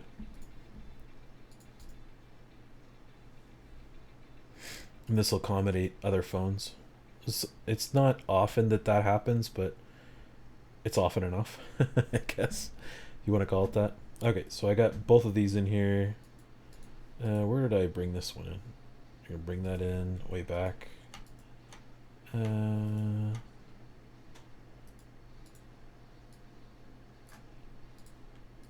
Okay. So those two. Maybe this one doesn't need to be that deep. It could be a little bit deeper. I'm just gonna lose the base. That's all. So if that's 3 mil coverage, there's gonna be like an additional millimeter there that maybe that'll sit into and grip.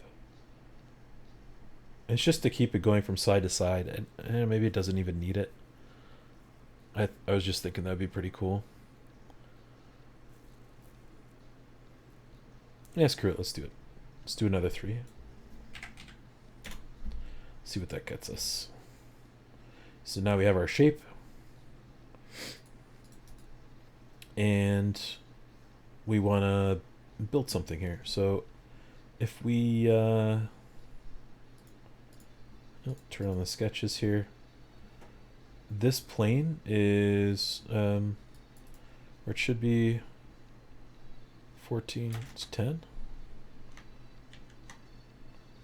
What do we have in here? 40, 35.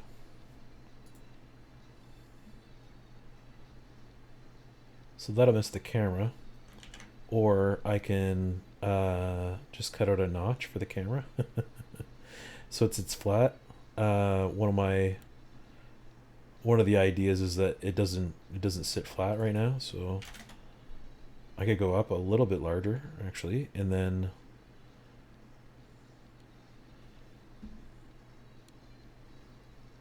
go from there. So let's try this again.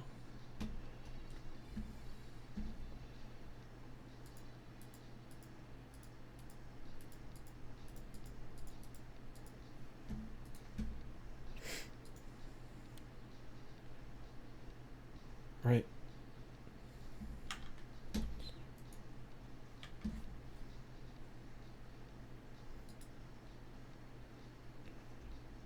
So this was positioning only, and then now I can make another sketch, and I can intersect you, and intersect you. And I like the curve that I did here before. So let's bring in that one, you, and maybe even you. Maybe not you. And then the front one will be different.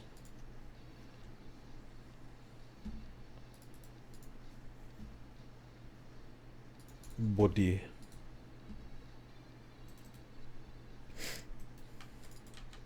So these two. That's the extent of what I need, so that's the main height. And then this is the back.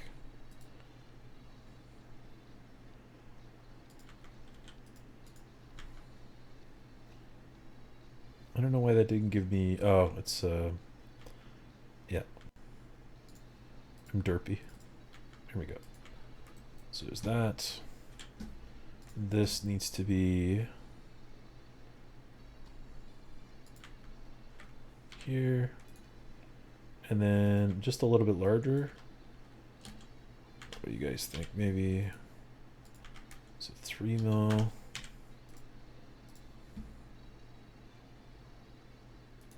I understand how I made it now. Whoa.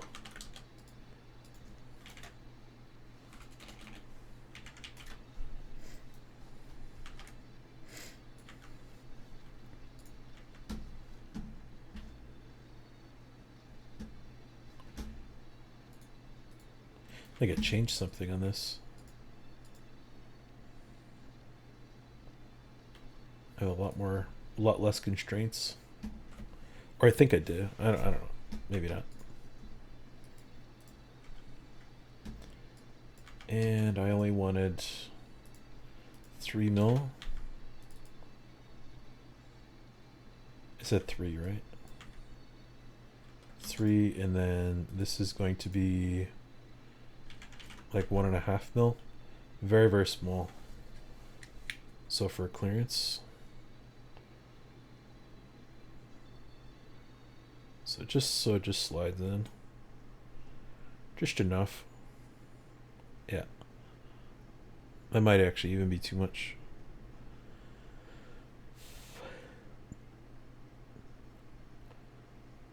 And I'm dealing with 0.3 because it's going on the inside. 0.6. 1.5 is probably appropriate. 0.3 is going to be the total on the inside. So if I did 1.5 by 1.25, so 1.1. 1.3 will give me 1 mil, roughly. And I think that's great. So let's do, oh geez.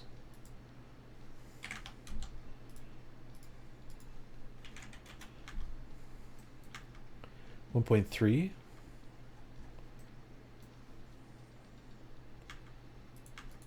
So that'll be nicey nice. Now what I'm going to do is sort of sneaky. Not really. Pretty basic. I'm going to overbuild.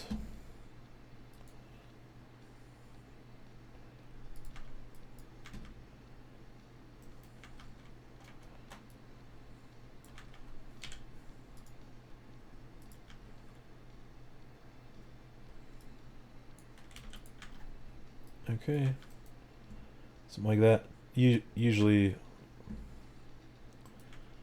we can just make like a, I don't know, like a dimension on here and then something on here just to give it something. 65. Or you can dimension it off here too, so if it ever grows or does whatever, it'll change for you. So this is just overbuilding.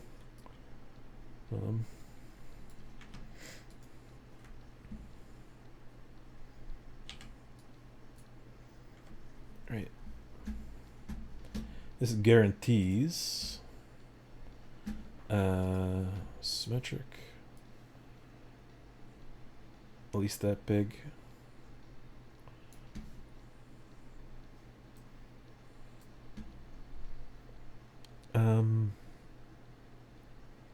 Just gonna do a new body, slightly larger, and then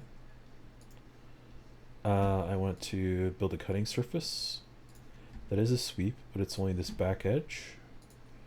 Path is this guy.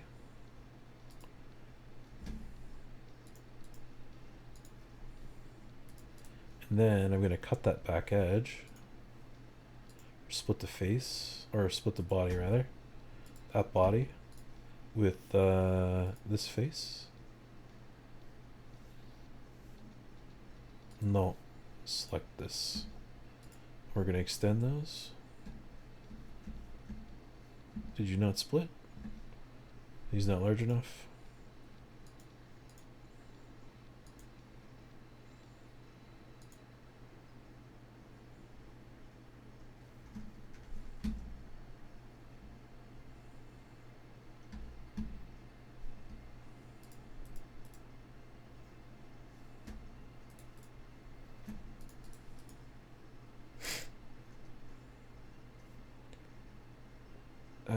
Yeah.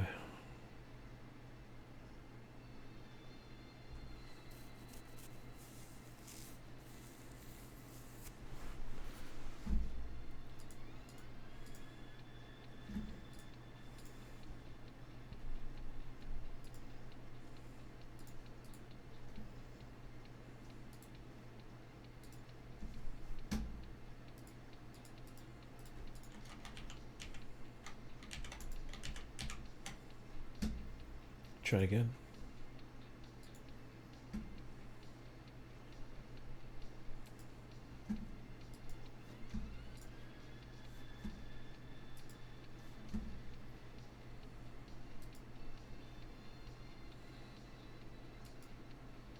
Okay. To make it larger. So I need to extend tangent.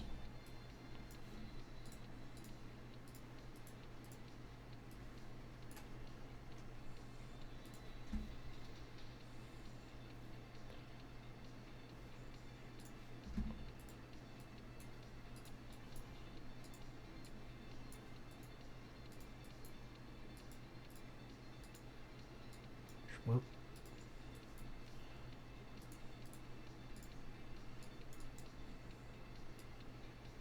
oh, you don't want to?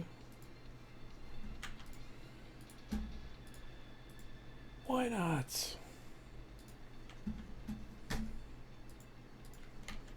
Strange, like it doesn't want to do it sometimes. So,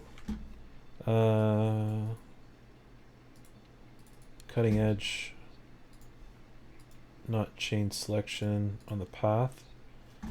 Want it just on one side.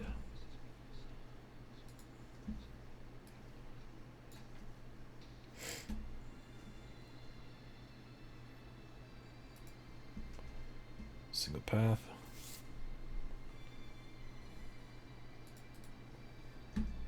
And full path.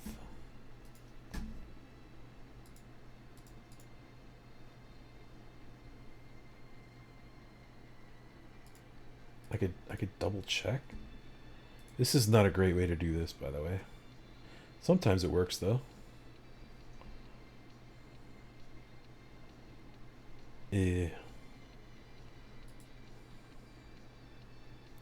Alright, well the edges are going to be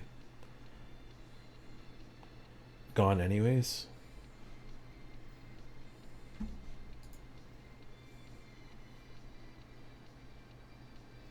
I think it's close enough. See if that works. For some reason it's not splitting. I'll have to... It usually splits okay. Split body.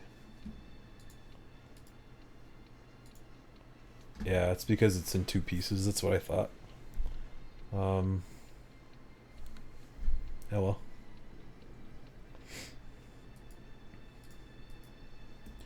Remove, so you get the one, the big boss, and the other one here. 1, 2, 3. Remove on that one, and then I can just cut this one. Oops. Just gonna trim this one down a little bit. Building with surfaces or doing this, it's kind of like the same sort of idea. That was not the correct selection. There you go.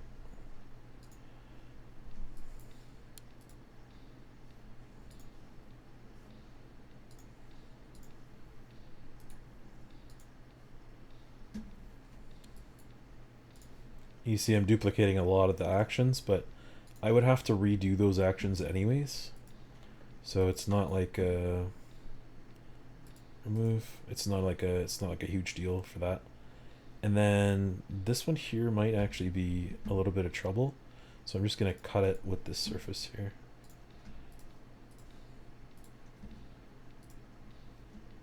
So sometimes it seems like more work, but it's less work in like the grand scheme of everything, if you want to call it that. So the reason why I did it this way is so that I don't have to undo the curvature on the other side. This is more straightforward, and it's completely straight. Gets me everything that I want, essentially. So now I got the two iPhones. This is in here, nice and nice. I'm going to bevel these down, if I can do that still.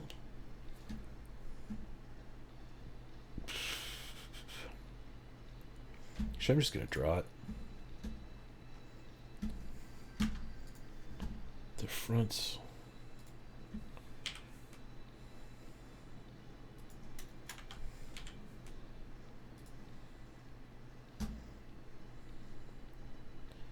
Maybe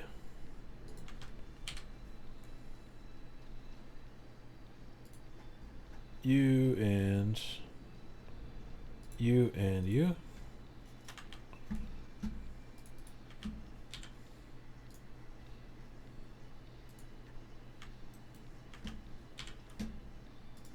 Should be symmetrical.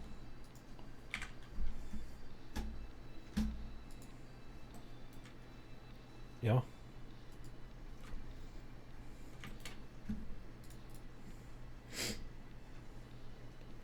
And then I can cut this based on that. Nah, this is straight. It's not going to be perfect. So what I can't... Here's another way to do this too. Might as well just show it.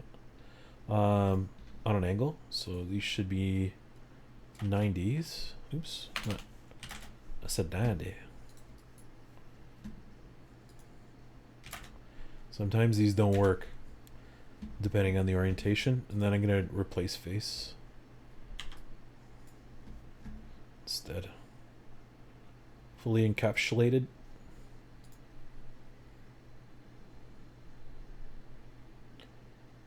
I don't think I've ever had replace face not work.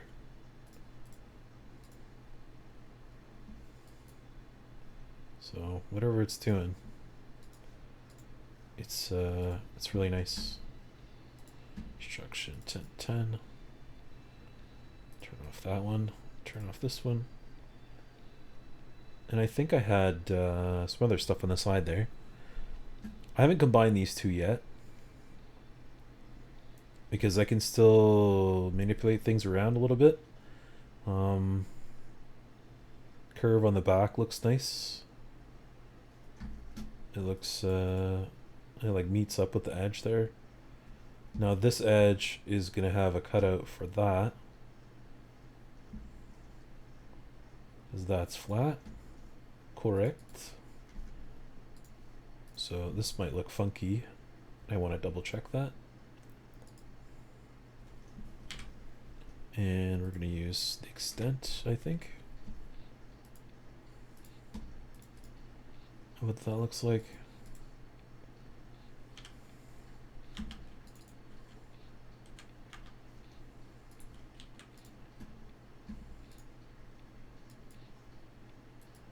Or wall. Symmetric.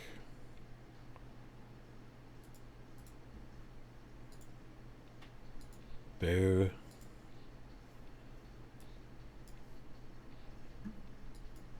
Just call it 20 or something. It's never gonna go thicker than that. And that cuts normal to this surface, not to the one on the back. So does that look appropriate, or should I bring this out a little bit further? You're like, I don't really care for that look. Just double check this here.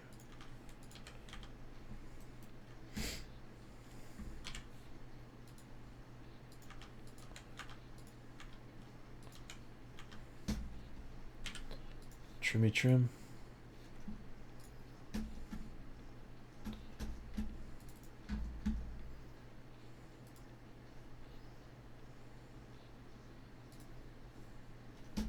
Oh dear. This is what happens when you don't overbuild.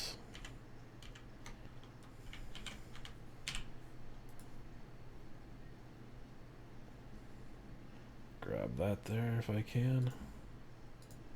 Life it's. Overbuilding is always it's kind of nice.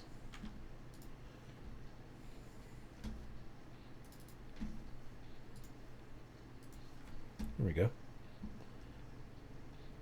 That doesn't look horrible. I could bring it down to this location too, because I'm pretty sure it'll stay in there just with that. That's an option. Let's draw that option in here.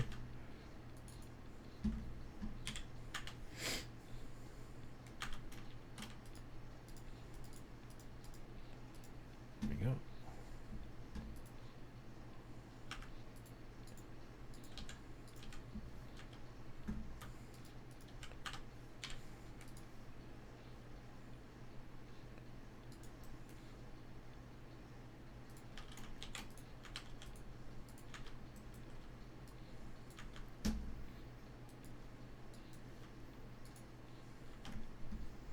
Right, so that doesn't look horrible. So this, or actually I want to have the two here separate, so we can have, I don't know, that kind of has like a little bit of presage to it. Sorry for making that sound. A little bit paisaise.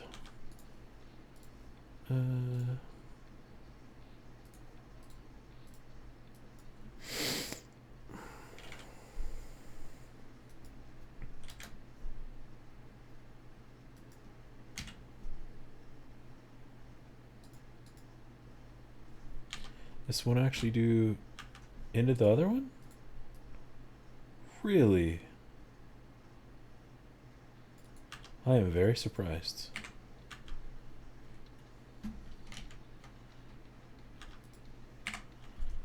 I'll do it now.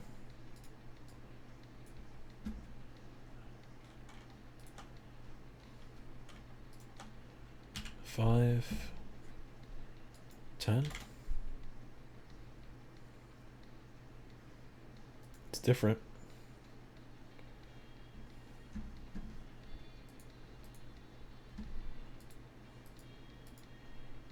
Yeah, even there, it doesn't look bad.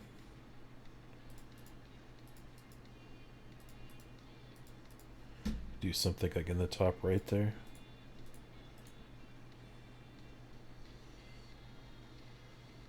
Oh, that's got like a really nice, like a neat looking flow to it. It's right in the middle. Yeah.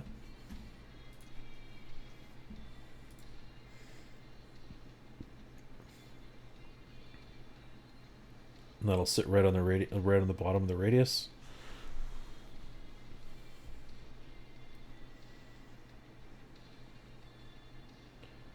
And I wouldn't actually mind to have this come out so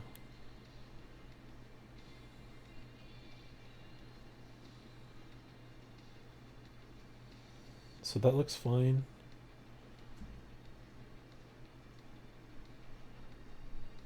So here's the thing.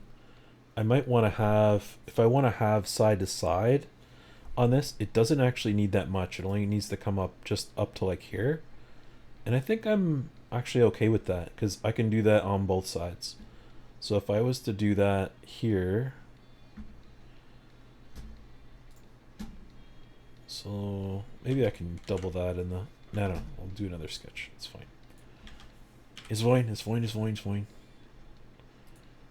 So, appropriate.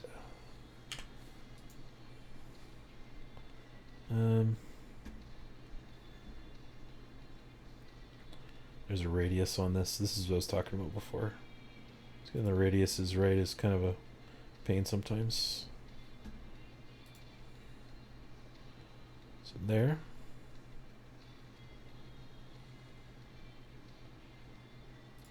You and you.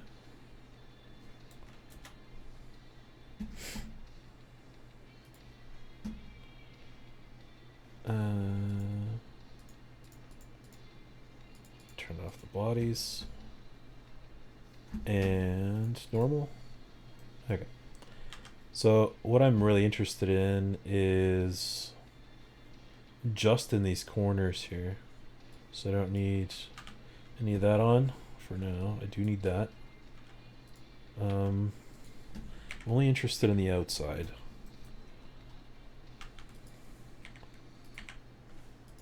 I need that. So I might need to adjust the angle because this angle is arbitrary. It's not like, it's just like, yeah, it's like 85.7, so, you know, blah, blah, blah. I can get away with like, say, maybe 87, or I can have it come up straight with the thing until about here and then arc it in, which would probably look okay too. Something like that.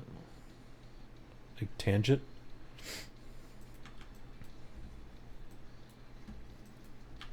And then from the top, or from this edge here, we could call that, oh boy, horizontal, vertical, and you.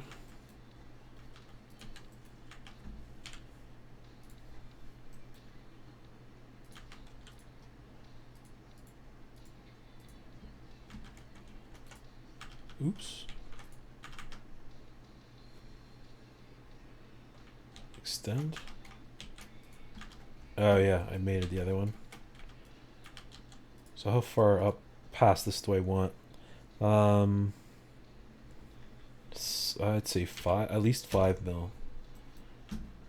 10 would probably be better. So just to, oh, hang on 1 second.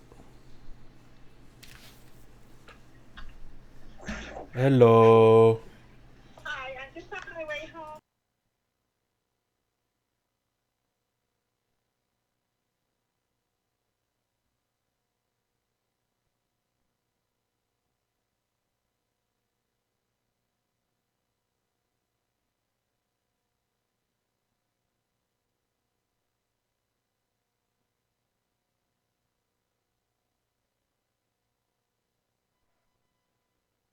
Sorry about that. That's my mum. Okay, so just to double check to make sure that I'm not actually too sure what's what here. If this was, if that's speaker microphone, I'm not 100% sure. Don't really want that covered. So if we do 3, that's just below, which still might work. 4. Yeah, I think 4 is gonna work. Let's go.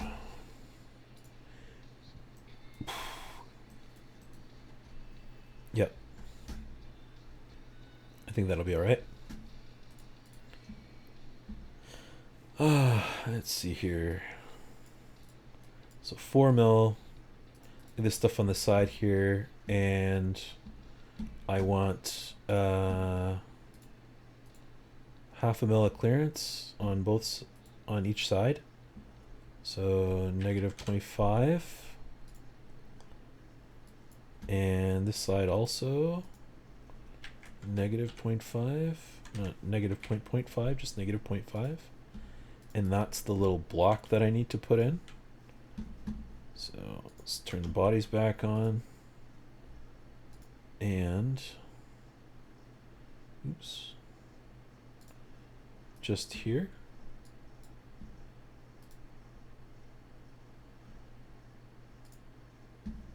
Join.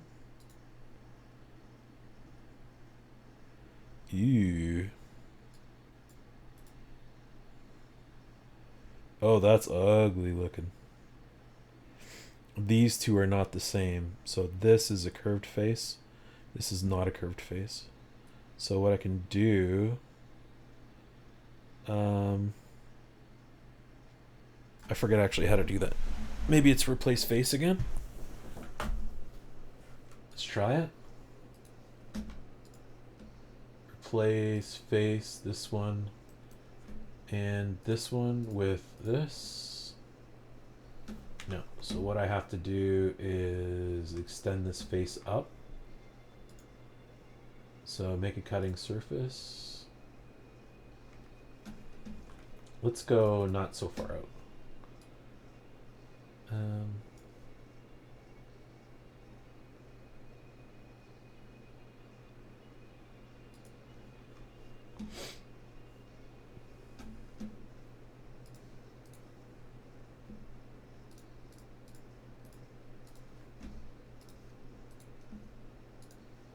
Okay. You and you and you.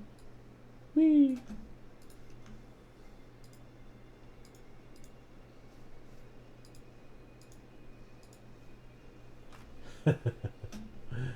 Okay. Oh. I need to go and grab the groceries, and I'll be right back.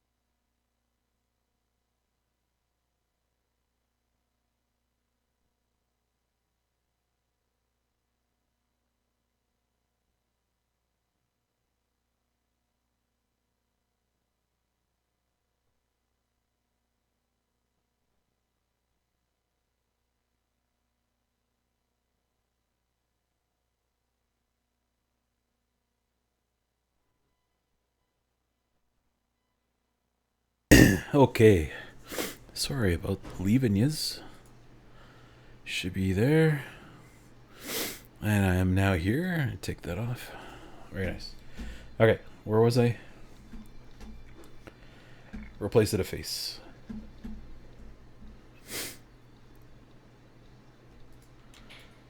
So, you know what I'm going to do? I'm just going to do this the other way. I'm going to do the two objects. Join, and then you don't get the face split at the top, right?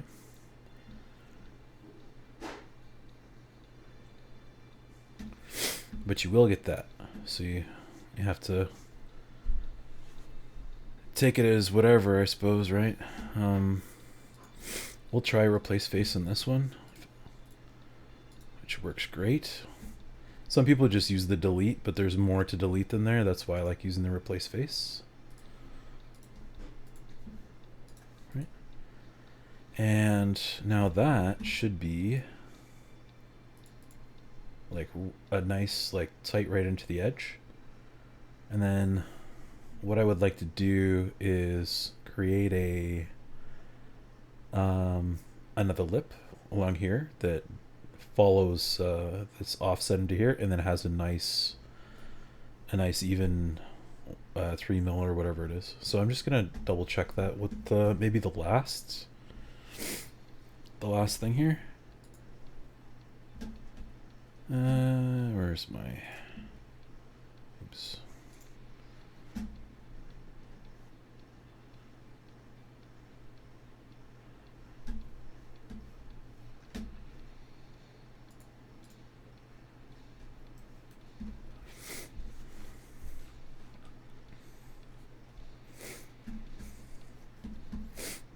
Need to have ortho on here, I think.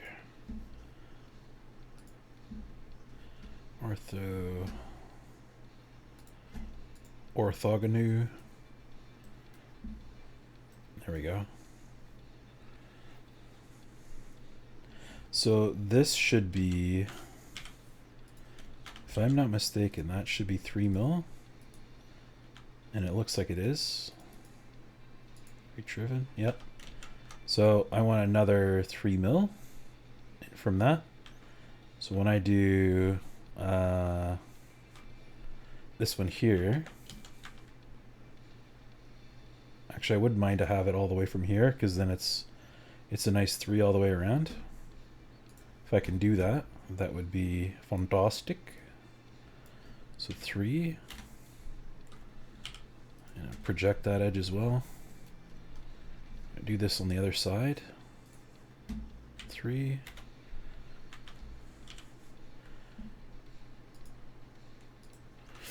So this is a hard skip. Maybe we can blend this into just this edge over here, but I think having like a nice hard edge on the top there, maybe with a small fillet, would be beneficial.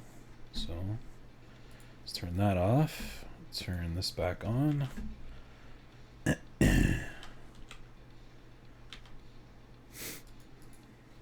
Edit. I said edit. I keep on missing it. There we go. So, and then we can add this into that and that as well. No, we're going to do that in 2 steps. So this one, oops, this one goes here and here. And that goes to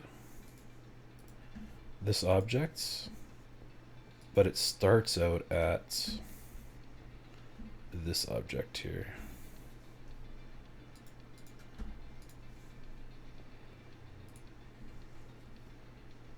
And then we should be able to select this profile. Oops. And this one as well. Dun, dun, dun, dun. Yeah, it didn't break. Good. So the only difference is in the back here. This has to be taken care of.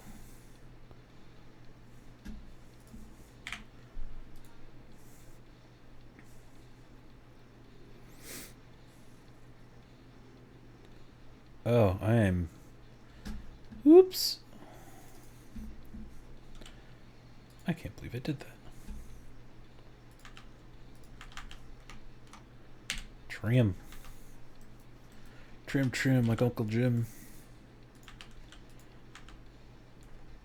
Really?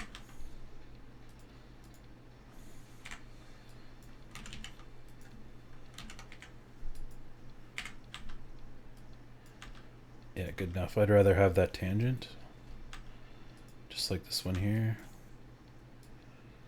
There we go.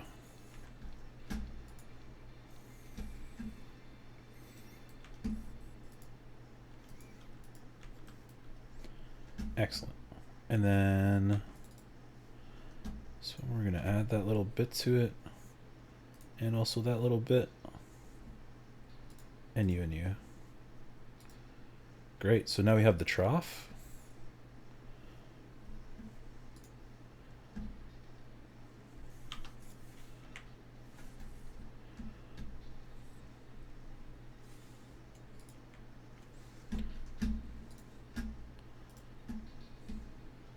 And let's try and put on like a 3 mil.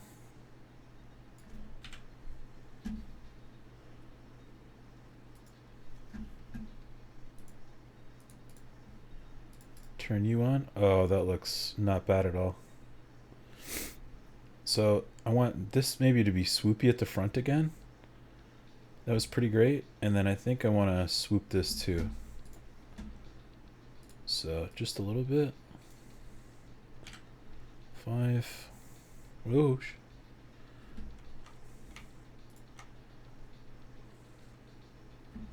10. Ooh. Not bad. See what that looks like with this.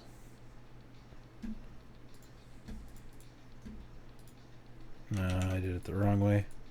Pick order matters.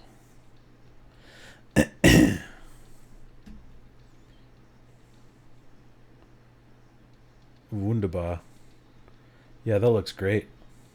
I'm going to save that before I start doing some other stuff. And because I have the original sketch here, number 6, let's do this 2 sides. 2 sides. Do a 30. I think that's what I had last time, right? Maybe not up too far. 20. Yeah.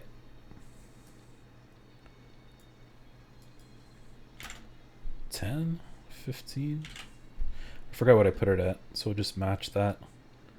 Oh no. Cuts. There we go. So that looks nice. Before I do that, I want to put the fillets. How big of a fillet can I get away with? You know what I did last time? I think I did like a huge, like a really, really big fillet. Okay. Oh yeah, that looks great.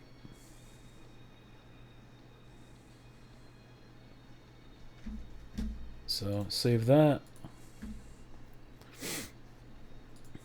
So compared to the other one, way more slopey. And then I think, so big fillet on each side, a little bit more slopey. So a little bit more steep, but this one's definitely going to hold a little bit better, I would think. This actually might be a little bit too thick. So I think it should hold it like really nice. Side to side, and I am actually designing this for this phone. So that works really well. And then the same thing for this one here on the bottom. I'm going to create like a trough that goes along where the buttons are, so it doesn't press the buttons. That'd be crappy. Unfortunately, I gotta get going. I gotta finish this up in a little bit. I may come back, I might not. But I just want to say thanks again for the follows and for the views. Today was great. I really appreciate everybody showing up, hanging out. This is a lot of fun. It's fun for me. This is like what I like to do for a job. So I'll have this up on the website. Probably. I gotta put that thing there.